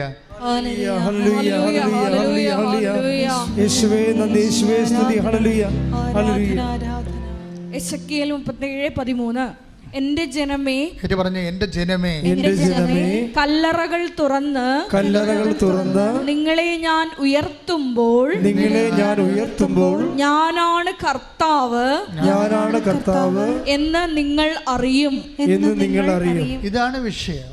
ഞാനാണ് കർത്താവ്, നിന്റെ ദൈവം ഞാനാണ്. അങ്ങനെ ഒരിക്കൽ ദൈവവേദല് നിന്നെ കല്ലറ തുറന്ന് കർത്താവ് ഉയർത്തും. കടങ്ങളായാലും ശരി, ജോലി, വീട്, വിവാഹം, നിൻ്റെ രോഗം, എത്ര കല്ലറകളിൽ നിന്നാണ് കർത്താവ് നിന്നെ ഉയർത്തണത്. അപ്പോൾ ഒരിക്കൽ നീ കർത്താവിൻ്റെ അടയാളം കണ്ട് ഉയർത്തപ്പെട്ട് കഴിഞ്ഞാൽ പിന്നെ എന്താണ്? ഞാനാണ് നിൻ്റെ ദൈവം. പിന്നെ എന്താ സംഭവിക്കണത്? അതായത് വീണ്ടും നിങ്ങൾ അവയിൽ കുടുങ്ങി അവയാൽ തോൽപ്പിക്കപ്പെട്ടാൽ നിങ്ങളുടെ അന്ത്യസ്ഥിതി ആദ്യത്തിനേക്കാൾ വഷളായിരിക്കും. ഹെബ്രായർ 4:6 എടുത്ത് ശ്രുതിക്കട്ടെ. ഹല്ലേലൂയ. ഹല്ലേലൂയ ഹല്ലേലൂയ ഹല്ലേലൂയ ഹല്ലേലൂയ മഹത്വം യേശുവേ നന്ദി. ഹല്ലേലൂയ ഹല്ലേലൂയ ഹല്ലേലൂയ ഹല്ലേലൂയ ഹല്ലേലൂയ ഹല്ലേലൂയ ഹല്ലേലൂയ യേശുവേ നന്ദി. ഹല്ലേലൂയ ഹല്ലേലൂയ ഹല്ലേലൂയ ഹല്ലേലൂയ ഹല്ലേലൂയ യേശുവേ ആസ്വദിച്ചറിയുകയും സ്വർഗീയ സമ്മാനം ആസ്വദിച്ചറിയുകയും പരിശുദ്ധാത്മാവിൽ പങ്കുകാരാവുകയും പരിശുദ്ധാത്മാവിൽ പങ്കുകാരാകുകയും ദൈവവചനത്തിന്റെ നന്മയും വരാനിരിക്കുന്ന യുഗത്തിന്റെ ശക്തിയും രുചിച്ചറിയുകയും ചെയ്തവർ വീണു പോവുകയാണെങ്കിൽ അവരെ അനുതാപത്തിലേക്ക് പുനരാനയിക്കുക അസാധ്യമാണ്. അതായത് ഒരിക്കൽ നിങ്ങൾ ഉടമ്പടിയിൽ വന്നു, നിങ്ങൾ ഉടമ്പടിയിലൂടെ അടയാളങ്ങൾ ലഭിച്ചു, ദൈവത്തെക്കുറിച്ച് മനസ്സിലാക്കി, നിത്യതയുടെയും സ്വർഗത്തിൻ്റെയും രുചി അറിഞ്ഞിട്ട് വീണ്ടും നിങ്ങൾ കാര്യം കണ്ടു എന്നും പറഞ്ഞിട്ട് വീണ്ടും പഴയ ജീവിതത്തിലേക്ക് പോയാൽ വരാൻ പോകുന്ന ഭവിഷ്യത്ത് വെച്ചാൽ പിന്നെ നിങ്ങൾക്ക് ഉടമ്പടി എടുത്താൽ പിന്നെ അത് നിങ്ങളെ വിചാരിക്കുന്ന പോലെ ഇത് വർക്കൗട്ട് ചെയ്യത്തില്ല. അത് ഭയങ്കര സീരിയസ് വിഷയമായിട്ട് എടുക്കണം. കാര്യം നിങ്ങളെ അനുതാപത്തിലേക്ക് പിന്നെ നയിച്ചാൽ, കാര്യം അനുതാപത്തേക്ക് നിൽക്കാൻ അസാധ്യമെന്നല്ലേ. കാര്യം ഉടമ്പടിയുടെ സമയത്ത് 2015 ആദ്യം അനുതപിച്ചാൽ നീ അനുഗ്രഹം പ്രാപിക്കുമെന്ന് ഒറ്റ വരിയാണ് എനിക്ക് തന്നത്. അതിൻ്റെ പകുതി തന്നത് വിജയകുമാറിനാണ്. വിജയകുമാർ എന്നോട് ദൈവം എഗ്രിമെൻ്റ് എന്ന് പറയുന്നു എന്ന് പറഞ്ഞു. അപ്പോഴേ എഗ്രിമെൻ്റ് അല്ല, അത് ഉടമ്പടിയാണെന്ന് ഞാൻ പറഞ്ഞിട്ട് അദ്ദേഹത്തിന് പേപ്പർ എടുത്ത് കൊടുത്തിട്ട് വേളാങ്കണ്ണി പള്ളിയിലെ 4 ജവന്മാരെ ചൊല്ലാൻ ഞാൻ കിഴക്ക് വേകുലമാതാവിൻ്റെ അടുത്ത് പോയിട്ട് എഴുതിക്കൊണ്ട് തിരിച്ച് ഞാൻ വരുമ്പോൾ ഒരു പേപ്പർ മുഴുവൻ അനുഗ്രഹമാണ് എഴുതിക്കൊണ്ട് വന്നത്. സാറിൻ്റെ അടുത്ത് നോക്കിയപ്പോൾ മുഴുവനും പാപമാണ് എഴുതിയിരിക്കുന്നത്. അത് കൂട്ടി വായിച്ചപ്പോൾ വേളാങ്കണ്ണി മലയാളം പള്ളി വെച്ചാണ് അമ്മ പറഞ്ഞത്, അനുതപിച്ചാൽ നീ അനുഗ്രഹം പ്രാപിക്കും. അപ്പോൾ ഉടമ്പടിയുടെ മെയിൻ അനുതാപമാണ്. അനുതാപം. അപ്പോൾ ഒരിക്കൽ അനുതാപത്തിലേക്ക് നീ തിരിച്ചു വന്ന് വിശുദ്ധ ജീവിതം നയിച്ചതിന് ശേഷം, കാര്യം കണ്ടതിന് ശേഷം വീണ്ടും പഴയ പാപജീവിതത്തിലേക്ക് പോയാൽ വീണ്ടും നിനക്ക് ഉടമ്പടി എടുക്കാനോ ദൈവത്തിൻ്റെ കൃപയിൽ വേറെ ഏതെങ്കിലും മാർഗത്തിലൂടെ വരാനോ പറ്റത്തില്ല എന്ന് ഐശ്വര്യ വചനം. അത് വളരെ ശ്രദ്ധിച്ച് വേണം നമ്മുടെ വിശുദ്ധ ജീവിതം നമ്മൾ സൂക്ഷിക്കാൻ. ശ്രദ്ധിക്കട്ടെ. ഹല്ലേലൂയ ഹല്ലേലൂയ ഹല്ലേലൂയ ഹല്ലേലൂയ. യേശുവേ ഉടമ്പടി എടുത്തിട്ടുള്ള ഞങ്ങൾ എല്ലാവരും പാപത്തിന്റെ പഴയ വഴികൾ പൂർണ്ണമായി പരിത്യജിച്ച് നിന്നെ അനുഗമിക്കുവാൻ ഈ ആരാധനയിലൂടെ ഞങ്ങളെ അഭിഷേകം ചെയ്യണമേ. പ്രകാശം ലഭിക്കുകയും സ്വർഗീയ സമ്മാനം ആസ്വദിച്ചറിയുകയും പരിശുദ്ധാത്മാവിൽ പങ്കുകാരാവുകയും. അതാണ് സംഭവം. അതായത് പരിശുദ്ധാത്മാവിൽ പങ്കുകാരാകുന്നുവെന്നുള്ള ഒരു പ്രോസസ്സ്. ഉടമ്പടി പ്രകാരം നിങ്ങൾക്ക് അനുഗ്രഹം കിട്ടിക്കഴിയുമ്പോൾ നമ്മൾ അറിയാതെ അവഗണിച്ച് പോകുന്ന സംഭവം പരിശുദ്ധാത്മാവിനാണ്. നിങ്ങൾ പറയുന്നത് ജോലി കിട്ടിയെന്നാണ് നിങ്ങൾ പറയണത് കല്യാണം നടന്നു, വസ്തു വിറ്റു എന്നാണ് പറയണത്. പക്ഷേ വചനം അങ്ങനെയല്ല പറയണത്. വചനം നിങ്ങളെ കല്ലറയും തുറന്ന്, കടത്തിൻ്റെ കല്ലറയിൽ നിന്ന്, രോഗത്തിൻ്റെ കല്ലറയിൽ നിന്ന്, കല്യാണം വെക്കാത്ത കല്ലറയിൽ നിന്ന്, പരീക്ഷ പരാജയത്തിൻ്റെ കല്ലറയിൽ നിന്ന് എൻ്റെ ജനമേ ഞാൻ നിങ്ങളെ തുറന്നപ്പോഴേ എന്താ സംഭവിച്ചത്? ആക്ച്വലി വാട്ട് ഈസ് ഹാപ്പൻഡ്, നിങ്ങൾ പരിശുദ്ധാത്മാവിൽ പങ്കുകാരായെന്നാണ് പറയണത് വചനം. മനസ്സിലായില്ലേ? ഈ പരിശുദ്ധാത്മാവിൽ പങ്കുകാരായി കഴിഞ്ഞാൽ നമുക്കറിയാമല്ലോ.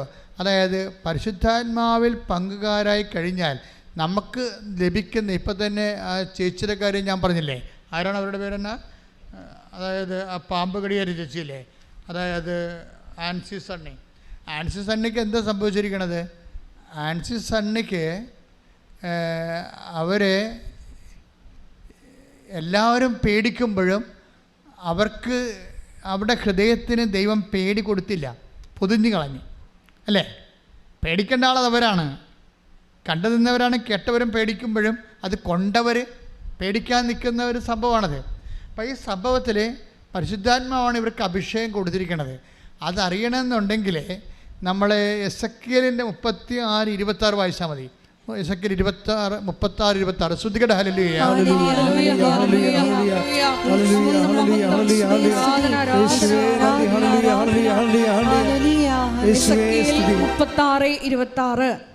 ഒരു പുതിയ ഹൃദയം നിങ്ങൾക്ക് ഞാൻ നൽകും. ഇതാ സംഭവം. എസെക്കിയേൽ 36:26 ആൻസി സണ്ണിയുടെ മരണത്തോട് മല്ലടിക്കുന്ന പേടിപ്പിക്കുന്ന ഹൃദയത്തിന് പകരം അവർക്ക് എന്താണ്? ഭയമില്ലാത്തൊരു ഹൃദയം കൊടുത്തിരിക്കുകയാണ്. എന്താ സംഭവം? ഒരു പുതിയ ഹൃദയം. പറഞ്ഞേ, ഒരു പുതിയ ഹൃദയം നിങ്ങൾക്ക് ഞാൻ നൽകും. നിങ്ങൾക്ക് ഞാൻ നൽകും. ഒരു പുതു ചൈതന്യം നിങ്ങളിൽ ഞാൻ നിക്ഷേപിക്കും. അതായത് പുതിയ ഹൃദയം കൊടുക്കുമ്പോൾ അതെങ്ങനെ കൊടുക്കണത്? പുതിയ ചൈതന്യമാണ്, ആത്മാവിലാണ് കൊടുക്കുന്നത്. ആത്മാവിൽ പങ്കുകാരാകുകയാണ്. ഇപ്പം നിങ്ങൾക്ക് ഉടമ്പടി പ്രകാരം ഒരു അനുഭവം ഫിസിക്കൽ ഓർ സ്പിരിച്വൽ കിട്ടിയാൽ അതിൻ്റെ അർത്ഥം നിങ്ങൾ മനസ്സിലാക്കണം, എനിക്ക് പരിശുദ്ധാത്മാവിൻ്റെ സന്നിവേശം ഉണ്ടായെന്ന്. കൈയടിച്ച് കർത്താവിനെ സ്തുതിക്കട്ടെ. ഹല്ലേലൂയ.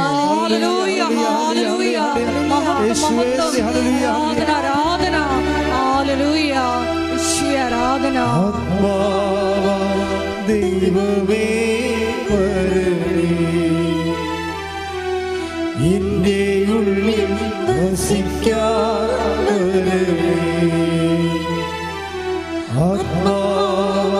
ദൈവമേ എന്റെ ഉള്ളിൽ വസിക്കാതെ.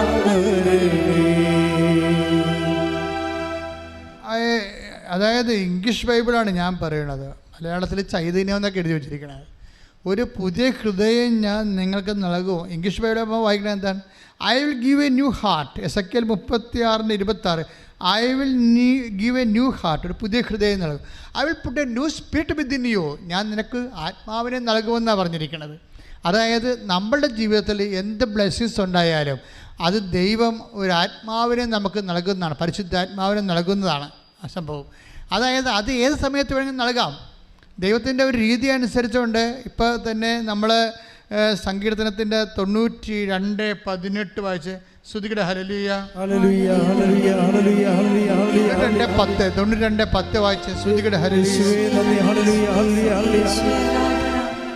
92-ാം സങ്കീർത്തനം 10-ാം തിരുവചനം. എന്നാൽ അവിടുന്ന് എൻ്റെ കൊമ്പ് കാട്ടുപോത്തിൻ്റെ കൊമ്പ് പോലെ ഉയർത്തി, അവിടുന്ന് എൻ്റെ മേൽ പുതിയ തൈലം ഒഴിച്ചു. അതായത് പുതിയ ചൈതന്യം, പുതിയ ആത്മാവ്, പുതിയ തൈലം എല്ലാം ഒരു മെറ്റഫോറിക്കലായിട്ട് ഒരു പ്രതീകങ്ങളാണ്. അതായത് എല്ലാം ഒന്ന് തന്നെയാണ്. അല്ല, ഓരോ ദിവസവും നമുക്ക് ആവശ്യമായ ഉത്തരവാദിത്വത്തിന് പറ്റുന്ന നമ്മൾ എടുക്കേണ്ട ഉത്തരവാദിത്വം പറ്റുന്ന പരിശുദ്ധാത്മാവിനാൽ നമ്മളെ അഭിഷേകം ചെയ്യും. അതുകൊണ്ടാണ് ഓരോ പ്രഭാതത്തിലും എൻ്റെ സ്നേഹം പുതിയതാണെന്ന് പറയണില്ലേ? വിലാപങ്ങളുടെ പുസ്തകം, വിലാപങ്ങളെടുത്ത്. ഹല്ലേലൂയ, ഹല്ലേലൂയ, ഹല്ലേലൂയ. യേശുവേ നന്ദി, യേശുവേ ആരാധന. വിലാപം 3:23. ഹല്ലേലൂയ, ഹല്ലേലൂയ, ഹല്ലേലൂയ. വിലാപങ്ങൾ 3:23. ഓരോ പ്രഭാതത്തിലും അത് പുതിയതാണ്, അവിടുത്തെ വിശ്വസ്തത ഉന്നതമാണ്. ഇതിൻ്റെ അകത്ത് എൻ്റെ മക്കൾ മനസ്സിലാക്കണം, എൻ്റെ സഹോദരൻ മനസ്സിലാക്കണം. ഞാൻ ആഗ്രഹിക്കുന്നത്, if you are confronting A new assignment, നിങ്ങളുടെ ജീവിതത്തിൽ ഇപ്പം പുതിയൊരു അസൈൻമെൻറ്റാണിത്. ഇപ്പം നിങ്ങൾ കുരിശിൻ്റെ വഴിയിലൊക്കെ പറയും, ഒരു വേദന തീരുന്ന മുമ്പ് വേറെ ഒരു വേദന വന്നു കഴിഞ്ഞു ഇല്ലേ? ഞാൻ സാഹിത്യമല്ല പറയണത്. ഒരു പുതിയ ഇഷ്യൂ വന്നാൽ, ഇന്ന് പ്രഭാതത്തിൽ ഒരു പുതിയ ഇഷ്യൂ വന്നു, അതിൻ്റെ അർത്ഥം എന്താണ്? പുതിയ സ്നേഹം വരാൻ പോകുന്നു എന്നാണ് ദൈവത്തിൻ്റെ. ഈ കൊടുത്ത പോയിന്റ് മനസ്സിലായില്ലേ? നിങ്ങൾക്ക് പുതിയൊരു പ്രശ്നം വന്നാൽ, ഒരു പുതിയ പ്രശ്നം വന്നാൽ പുതിയ പ്രസാദം വരാൻ പോകുന്നു. കാര്യം ഈ പ്രശ്നത്തിൽ നിന്നാണ് ദൈവം പ്രസാദം വരാൻ ഡെവലപ്പ് ചെയ്യണത്. ഒരു പുതിയ പ്രശ്നം വന്നാൽ ദൈവത്തിനെ നീ വിശ്വസിക്കണം, ഓരോ പ്രഭാതത്തിലും പുതിയ സ്നേഹത്താലാണ് എൻ്റെ ദൈവം എന്നെ നയിക്കണത്. അവിടുന്ന് പുതിയ തൈലം കൊണ്ട് എന്നെ അഭിഷേകം ചെയ്യണം. അതായത് ഒരു പുതിയ പ്രശ്നം വന്നാൽ പുതിയ പ്രസരിപ്പും പുതിയ പ്രഭാതവും പുതിയ അതുപോലെ തന്നെ പുതിയ അഭിഷേകവും കിട്ടാൻ വേണ്ടി ദൈവത്തിന്, അതായത് ആ വിഷയത്തിന് പറ്റിയ പരിശുദ്ധാത്മാവ് ഓരോ വിഷയങ്ങൾക്കും ഓരോ തരം ആത്മാവാണ്. ഇപ്പം പാമ്പ് കടിയേറ്റ വ്യക്തിക്ക് എന്താ വേണ്ടത്? അവർ സൗഖ്യപ്പെടുന്നവരെ ഭയപ്പെടരുത് അല്ലേ? അതിനുവേണ്ടി അവർ നിർഭയത്വത്തിൻ്റെ ധൈര്യത്തിൻ്റെ ആത്മാവാണ് കൊടുത്തിരിക്കുന്നത്, ധൈര്യത്തിൻ്റെ ആത്മാവ്.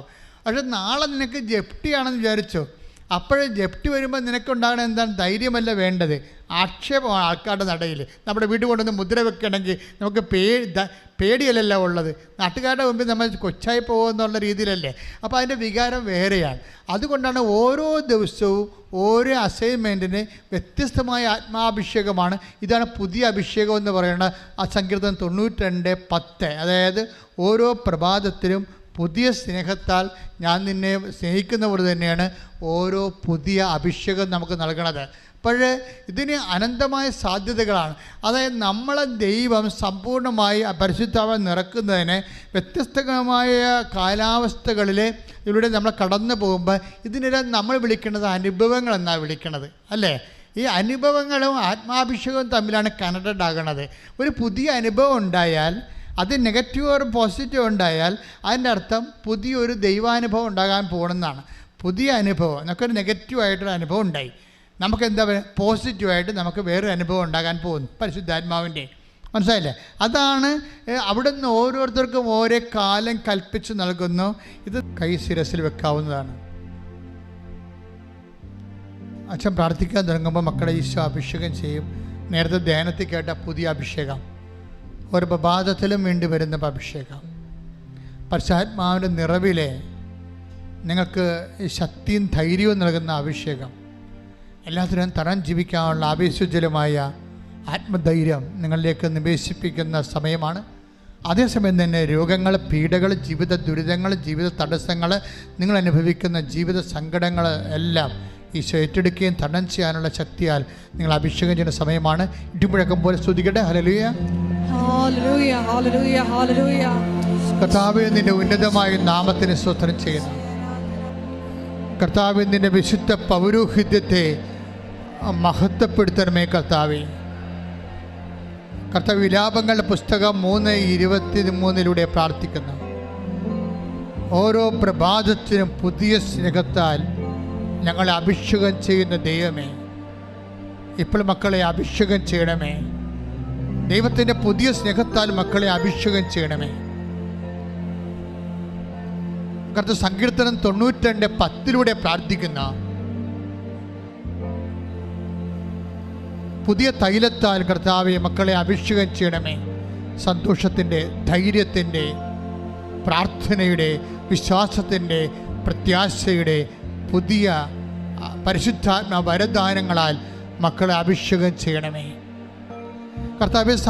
എസെക്കിയേൽ 36:26 പ്രാർത്ഥിക്കുന്നു. I will give A new spirit. കർത്താവെ, നിനക്ക് ഞാനൊരു പുതിയ ഹൃദയം നൽകാം, പുതിയ ആത്മാവിനാൽ നിന്നെ അഭിഷേകം ചെയ്യുമെന്ന് അളിച്ച കർത്താവെ, എല്ലാത്തിനെയും ഉടമ്പടി പാലിക്കുകയും ലോത്തിൻ്റെ ഭാര്യയെപ്പോലെ തിരിച്ചു പോരാൻ കൂട്ടാക്കാതിരിക്കുകയും ചെയ്യുന്ന നിശ്ചയദാർഢ്യത്തിൻ്റെ പുതിയ ഹൃദയത്താൽ അങ്ങ് മക്കളെ അഭിഷേകം ചെയ്യണമെന്ന് പ്രാർത്ഥിക്കുന്നു കർത്താവ്. എൻ്റെ ജനമേ, എസെക്കിയേൽ 37:13 പ്രാർത്ഥിക്കുന്നു. കല്ലറകൾ തുറന്ന് നിങ്ങളെ കൊണ്ടുവന്നപ്പോൾ, നിങ്ങളെ ഉയർത്തിയപ്പോൾ നിങ്ങൾ ഓർക്കണം, ഞാനാണ് നിന്റെ ദൈവമെന്ന്. കർത്താവെ, അനേകം കല്ലറകളിൽ അങ്ങയുടെ മക്കള് ചത്ത് ചീഞ്ഞ് ജഡമായി ജീവിതമില്ലെന്നും പറഞ്ഞുകൊണ്ട് പ്രതീക്ഷകളെല്ലാം നഷ്ടപ്പെട്ട് കർത്താവെ കണ്ണീരോടെ ഇരിക്കുക. അവിടെയെല്ലാം ആത്മാവിനെ അവശേഷിപ്പിക്കണമേ എന്ന് പ്രാർത്ഥിക്കുന്നു. എസെക്കിയേൽ 36:24 പ്രാർത്ഥിക്കുന്നു. I will give dum my new spirit. എൻ്റെ ആത്മാവിനെ നിങ്ങളെ കയക്കും കർത്താവേ. കർത്താവ് ഹെബ്രായർ 4:6 പ്രാർത്ഥിക്കുന്നു. പരിശുദ്ധാത്മാവ് പങ്കാളികളായിക്കൊണ്ട് അനുദിനമുള്ള ജീവിത പ്രശ്നങ്ങളിൽ നിന്നും രോഗങ്ങളിൽ നിന്നും കർത്താവെ മക്കളെ വീണ്ടെടുക്കണമെന്ന് പ്രാർത്ഥിക്കുന്നു കർത്താവെ. നിന്റെ ഉന്നതമായ നാമത്തിന് അടിപ്പിട പോലെ, വൈദ്യാഘാതം പോലെ ദൈവിക ശക്തി ഐസയ 43:2 പ്രാർത്ഥിക്കുന്നു. അഗ്നിയിലൂടെ നടക്കും, അഗ്നി നിന്നെ വിഴുങ്ങത്തില്ല. ശബ്ദത്തിലൂടെ നടക്കും, ശബ്ദം നിന്നെ വിഴുങ്ങത്തില്ല, മുക്കിക്കളയത്തില്ല. കർത്താവേ, അഭിഷേകത്തിൻ്റെ ആത്മാവിനെ ഏൽക്കണമേ, അഭിഷേകത്തിൻ്റെ ആത്മാവിനെ ഏൽക്കണമേ. ഓരോ മക്കളിലേക്ക് കർത്താവേ അഭിഷേകത്തിൻ്റെ ആത്മാവിനെ ഏൽക്കണമെന്ന് പ്രാർത്ഥിക്കുന്നു. ദൈവത്തിൻ്റെ കരുണ, ദൈവത്തിൻ്റെ സ്നേഹം, ദൈവത്തിൻ്റെ സൗഖ്യം കർത്താവേ മക്കളിലേക്ക് അയക്കണമേ. യേശുവിൻ്റെ നാമത്തിൽ മാർഗരോഗങ്ങൾ, തീരാവേദികൾ, ജീവിത ദുരിതങ്ങൾ, ജീവിത തടസ്സങ്ങൾ യേശുവിൻ്റെ നാമത്തിൽ, യേശുവിൻ്റെ നാമത്തിൽ, യേശുവിൻ്റെ നാമത്തിൽ മാറിപ്പോകട്ടെ. ഹല്ലേലൂയ, ഹല്ലേലൂയ. മഹത്വം, മഹത്വം, ആരാധന, ആരാധന.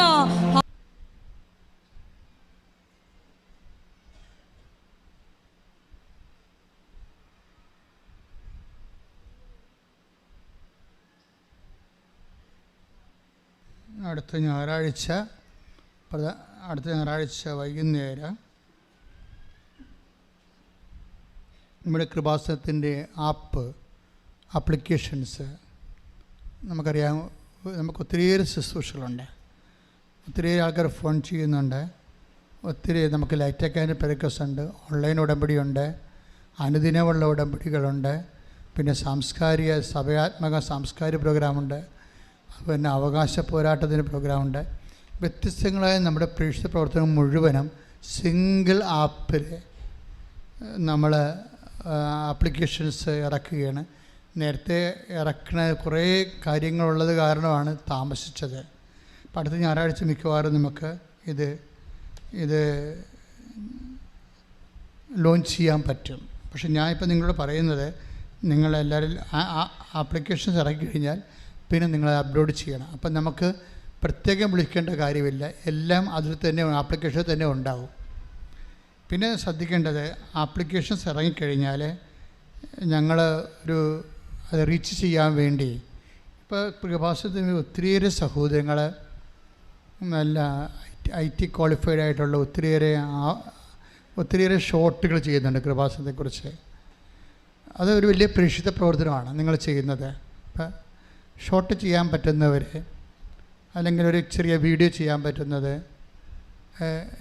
അതായത് നമുക്ക് അത് ഉടമ്പടി പ്രകാരം സുവിശേഷ കൈമാറ്റത്തിന് ഏറ്റവും നമ്മളെ സഹായിക്കുന്നത് മീഡിയയാണ്. അപ്പം നിങ്ങൾക്ക് ആ കഴിവുള്ളവർ, ടെക്നിക്കലായിട്ട് ആ വിഷയം പഠിച്ചിട്ടുള്ളവർ, അതുപോലെ എഡിറ്റിങ്ങും അതുപോലെ കാര്യങ്ങളെ പഠിപ്പിച്ചിട്ടുള്ളവർ, നിങ്ങൾ സ്വന്തമായിട്ട് ഒത്തിരി പേര് ഇപ്പോൾ വീഡിയോ ഇട്ടിട്ടുണ്ട്. നല്ല ഭംഗിയാണ് കാണാൻ, ഷോട്ടൊക്കെ ഇട്ടിരിക്കണത്.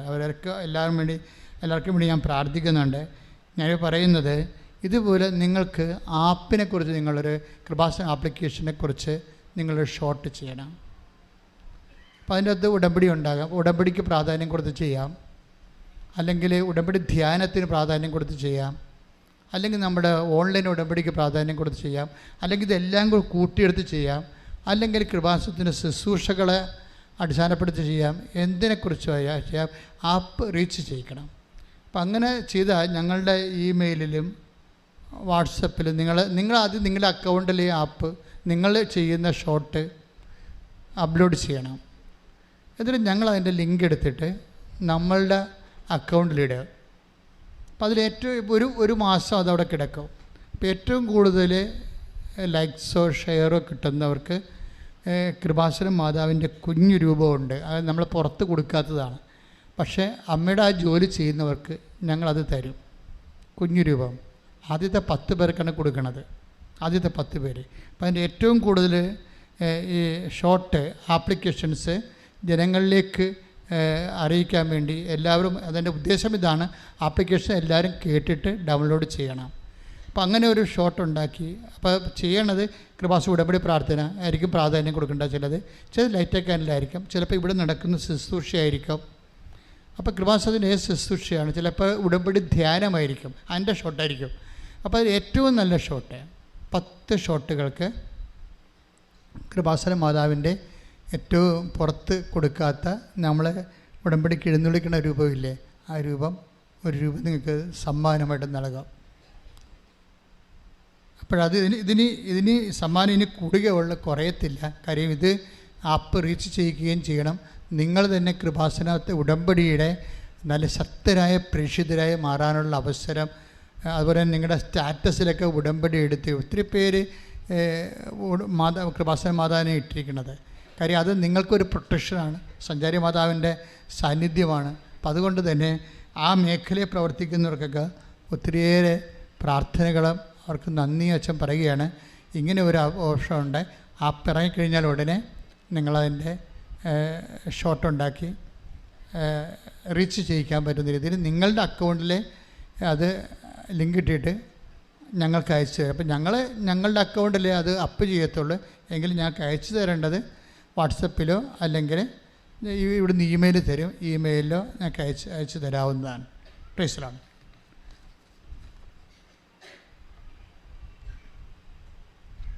കൃപാസനത്തെ എല്ലാ ദിവസവും ഉടമ്പടി എടുക്കുവാനും പുതുക്കുവാനും സാക്ഷ്യം പറയാനുള്ള അവസരം ഉണ്ടായിരിക്കുന്നതാണ്.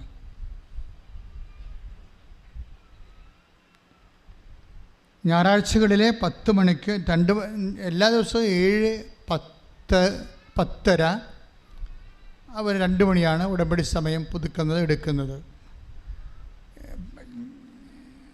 ഞായറാഴ്ചകളിൽ 8 മണിക്കാണ് കുർബാന, 10 മണിക്കാണ് ഫസ്റ്റ് ഉടമ്പടി, രണ്ടാമത്തെ ഉടമ്പടി 2 മണിക്ക് ഉടമ്പടി എടുക്കാനുള്ളത്. 11 മണിക്ക് ഉടമ്പടി ധ്യാനമാണ്. ഉടമ്പടി ധ്യാനം നിങ്ങൾ ഉടമ്പടി ഇവിടെ വന്നല്ല കൂടേണ്ടത്. ഉടമ്പടി ധ്യാനം കൂടേണ്ട ഓൺലൈൻ. ഇപ്പം ഇവിടെ വന്ന് കൂടിയാലും നിങ്ങൾ ഓൺലൈനിൽ കൂടേണ്ടി വരും. അതിനാണ് നമ്മൾ ഉടമ്പടി ചെയ്തിരിക്കുന്നത്. ഇവിടെ വന്ന് കൂടാനല്ല ചെയ്തിരിക്കണം. അപ്പം അത് കൂടുകയും അത് ഷെയർ ചെയ്യുകയും ചെയ്യണം. അതേസമയം തന്നെ ഉടമ്പടി സബ്സ്ക്രൈബ് ചെയ്യാത്തവരെ യൂട്യൂബ് സബ്സ്ക്രൈബ് ചെയ്യണമെന്ന് ഓർപ്പിക്കുന്നു.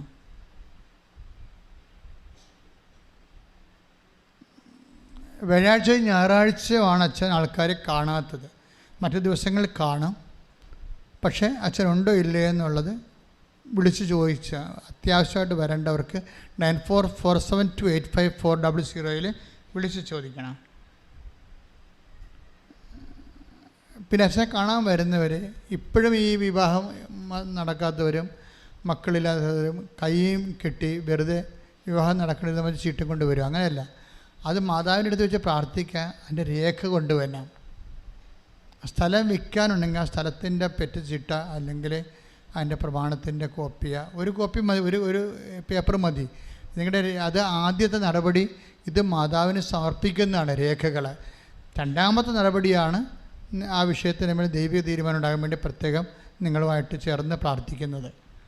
മിഷണറീസ് ഓഫ് മരിയൻ അപ്പാരിഷൻസിൻ്റെ പേരിൽ കൃപാസനത്തിലെ ശുശ്രൂഷ ചെയ്യാൻ ആഗ്രഹിക്കുന്നവർ 82, 81, 29, 75, 11 നിങ്ങളുടെ ആവശ്യം കാണിച്ചുകൊണ്ട് ആപ്ലിക്കേഷൻ കോൾ ഫോർ ചെയ്യേണ്ടതാണ്. ആപ്ലിക്കേഷൻ സെൻഡ് ചെയ്യേണ്ടതാണ്. കൃപാസനത്തിൻ്റെ പേരിൽ ഫേക്ക് അക്കൗണ്ട് ഒത്തിരി ഉണ്ട്. അത് ഒന്നും നിങ്ങൾ ചിലർ പൈസ ചോദിക്കുന്നുണ്ട്, ചിലർ പൈസ ചോദിക്കാതെ അവർ പൈസ ഉണ്ടാക്കാൻ വേണ്ടിയാണെന്ന് അറിയത്തില്ല, നമ്മളുടെ തന്നെ എടുത്ത് വീണ്ടും അവർ അപ്പ് ചെയ്യുന്നുണ്ട്. ഇപ്പം നമ്മുടെ സബ്സ്ക്രിപ്ഷനെ ബാധിക്കുന്നത്, അതുപോലെ തന്നെ നമ്മളുടെ വ്യൂവേഴ്സിനെയും ബാധിക്കുന്നുണ്ട്. അപ്പോൾ നിങ്ങൾ ഓർക്കണം, നിങ്ങൾ ഉടമ്പടി ധ്യാനം കൂടേണ്ടത് FRVP ജോസഫ് ഒഫീഷ്യൽ എന്നുള്ള കൃപാസൻ ചാനലിലാണ് ഉടമ്പടി ധ്യാനം കൂടേണ്ടത്. ഏപ്രിൽ മാസം നേരത്തെ ഉണ്ടായിരുന്ന അത് ഇപ്പോൾ പിൻവലിച്ചിരിക്കുകയാണ്. അതിപ്പോൾ കുഞ്ഞുങ്ങളുടെ ചോറൂട്ടും അതുപോലെ തന്നെ ആദ്യക്ഷരം കുറിപ്പിക്കൽ ഇപ്പം ഇനി മുതലേ അച്ഛന് അറിവ് നൽകുന്നവരെ ഇവിടെ ഉണ്ടായിരിക്കുന്നതല്ല. മുട്ട നിൽക്കുക. സമാപനാശീർവാദം സ്വീകരിക്കുക. ഒരിക്കൽ കൂടി മരിയൻ ഉടമ്പടിയിൽ സമർപ്പിച്ചിരിക്കുന്ന എല്ലാ വിഷയങ്ങളും ദൈവമാതാവിൻ്റെ മധ്യസ്ഥയിൽ ദിവ്യകാരുണ്യ സന്നിധിയിൽ സമർപ്പിച്ച് നമുക്ക് പ്രാർത്ഥിക്കാം. ഒപ്പം തന്നെ നമ്മളിപ്പോൾ നൊമ്പരപ്പെടുത്തുന്ന വിഷയങ്ങളും ദൈവമാതാവിൻ്റെ മധ്യസ്ഥയിൽ ദിവ്യകാരുണ്യ സന്നിധിയിൽ പ്രത്യേകം സമർപ്പിച്ച് പ്രാർത്ഥിക്കാം. പരിശുദ്ധ അമ്മയുടെ പ്രത്യക്ഷീകരണത്തിൻ്റെ സാക്ഷികളായി ഞങ്ങളെയും ഞങ്ങളുടെ കുടുംബത്തെയും ഉയർത്തണമേ എന്ന് പ്രാർത്ഥിച്ചുകൊണ്ട് ശിരസ് നമിച്ച് നമുക്ക് ദിവ്യകാരുണ്യനാഥൻ്റെ ആശീർവാദം സ്വീകരിക്കാം.